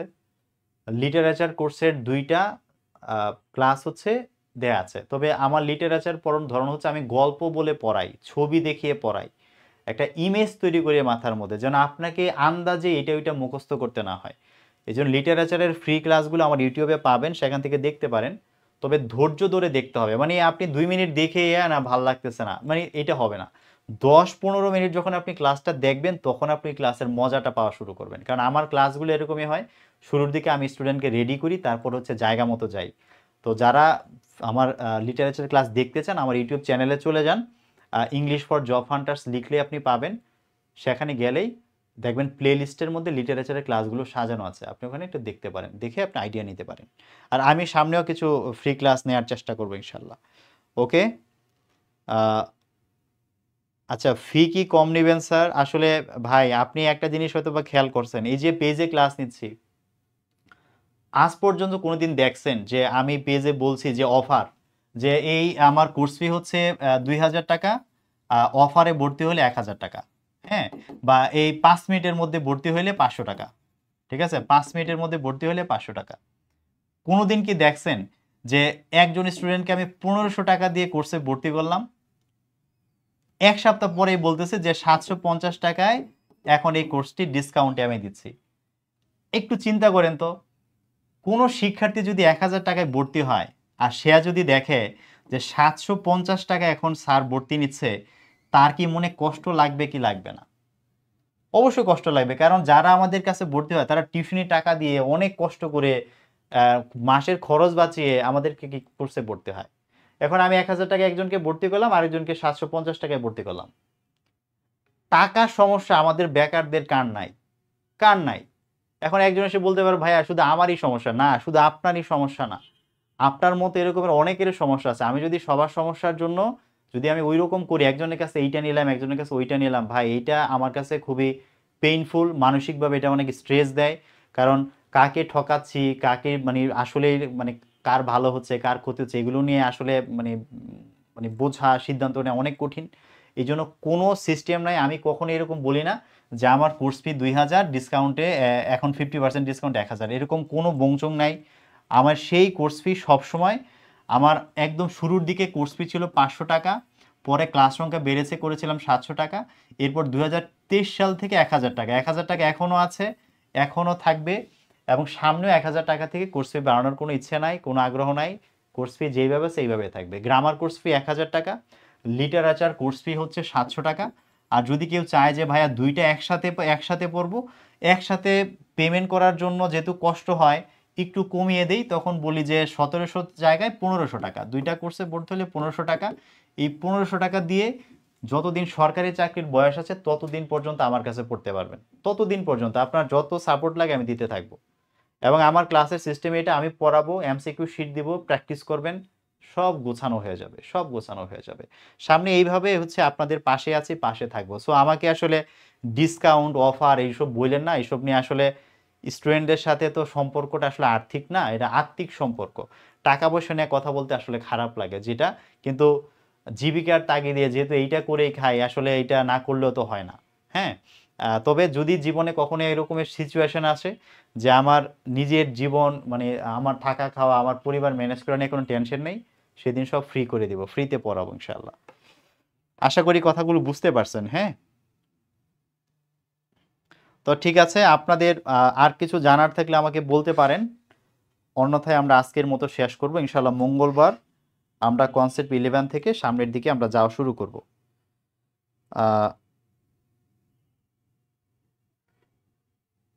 না ভাইয়া, আমরা আসলে ওই মানে একজনকে কনসিডার করব, একজনকে কনসিডার করব না ভাইয়া, এগুলো আসলে আমরা করতে পারবো না। আমরা সবার জন্য আমাদের নীতি সেম, ঠিক আছে, সবার জন্য নীতি সেম। যারা ভর্তি হতে চান আমাকে এই পেজে ইনবক্সে নক দিয়ে রাখেন। আমি রাতে আমার রিটেন ক্লাস আছে, তবে আমি রাতের মধ্যে আপনাদের রেসপন্স করব, ঠিক আছে, কিভাবে ভর্তি হতে হবে, কি কি করতে হবে, সব বিস্তারিত আমি আপনাদেরকে বুঝাই দেবো ইনশাআল্লাহ। তো ঠিক আছে, আমি মনে হয় আর কোনো প্রশ্ন পাচ্ছি না। আহ, আপনাদের ফ্রি কোর্সে আপনাদের যে ক্লাসগুলো নিব নিবন্ধনের, গত নিবন্ধনে আমি মনে হয় 20টা ক্লাস নিয়েছিলাম। 20টা ক্লাসে করেই অনেক ভাই বোন হচ্ছে, আপনারা আমার হয়তো পোস্টে কমেন্টও দেখবেন, অনেকে এরকম কমেন্ট করেছে 17-18 তারা পেয়েছে। ঠিক আছে, 17-18 তারা পেয়েছে এই ফ্রি ক্লাস করেই, যারা শুধু নিবন্ধন দিবেন। কারণ নিবন্ধনের সিলেবাস অনেক শর্ট, এইটা আমি এই 20টা ক্লাসে আমি কভার করে ফেলতে পারবো। কিন্তু অন্যান্য চাকরির পরীক্ষাগুলোতে এত শর্টকাট পড়লে হবে না। প্রাইমারিতে অনেক মার্ক পাওয়ার দরকার, বিসিএস অনেক মার্ক লাগবে। সো ওগুলোর জন্য শর্টকাট পড়লে হবে না। নিবন্ধনে যেহেতু সিলেবাস কম, এই জন্য এটার ফ্রি ক্লাস নেই, যে আমার এই ক্লাসগুলো ইফেক্টিভ হবে, আপনারা মার্কটা পাবেন। ঠিক আছে, সো টেনশন করবেন না, যারা শুধু নিবন্ধন পরীক্ষা দিতে চান আমার ফ্রি ক্লাসগুলো দেখেন, ইনশাল্লাহ আপনি মার্ক ধরতে পারবেন, ভয় পাওয়ার কিছু নাই। ঠিক আছে, আর এটা ভাববেন না ফ্রি ক্লাসগুলো অবহেলা করব, আমি কোনো অবহেলা করে পড়াই না।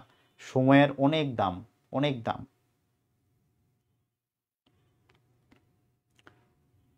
গোলাম মোর্শেদ ভাই, এখন পড়ানো ছাড়া আর কিছু করি না ভাই, আমার ছোটখাটো কিছু বিজনেস আছে, আর পাশাপাশি আমি পড়াচ্ছি। হ্যাঁ, চাকরি বাকরি আগে করতাম, এখন কিছুই করছি না, চাকরি বাকরি ছেড়ে দিয়েছি সব। আহ, ডিসেম্বর না নভেম্বরের 7 তারিখ থেকে ক্লাস শুরু হবে। আচ্ছা ভাইয়া, পড়তে কোনো বই কিনা লাগবে? ভাইয়া আপনার কাছে মাস্টার বইটা থাকলেই আনাফ, আর কোনো বই লাগবে না। ঠিক আছে সাদ্দাম ভাই, ভর্তি হওয়ার ইচ্ছে থাকলে নক দেবেন ইনবক্সে। ঠিক আছে, জি সৌরভ ভাই, ইনবক্সে নক দেবেন। তো ঠিক আছে, আজকের মতো আল্লাহ হাফেজ। ইনশাল্লাহ মঙ্গলবার আপনাদের সাথে আবার ক্লাসে কথা হবে, সেই পর্যন্ত সবার সুস্থতা কামনা করছি। আজকের মতো আল্লাহ হাফেজ, আসসালামু আলাইকুম।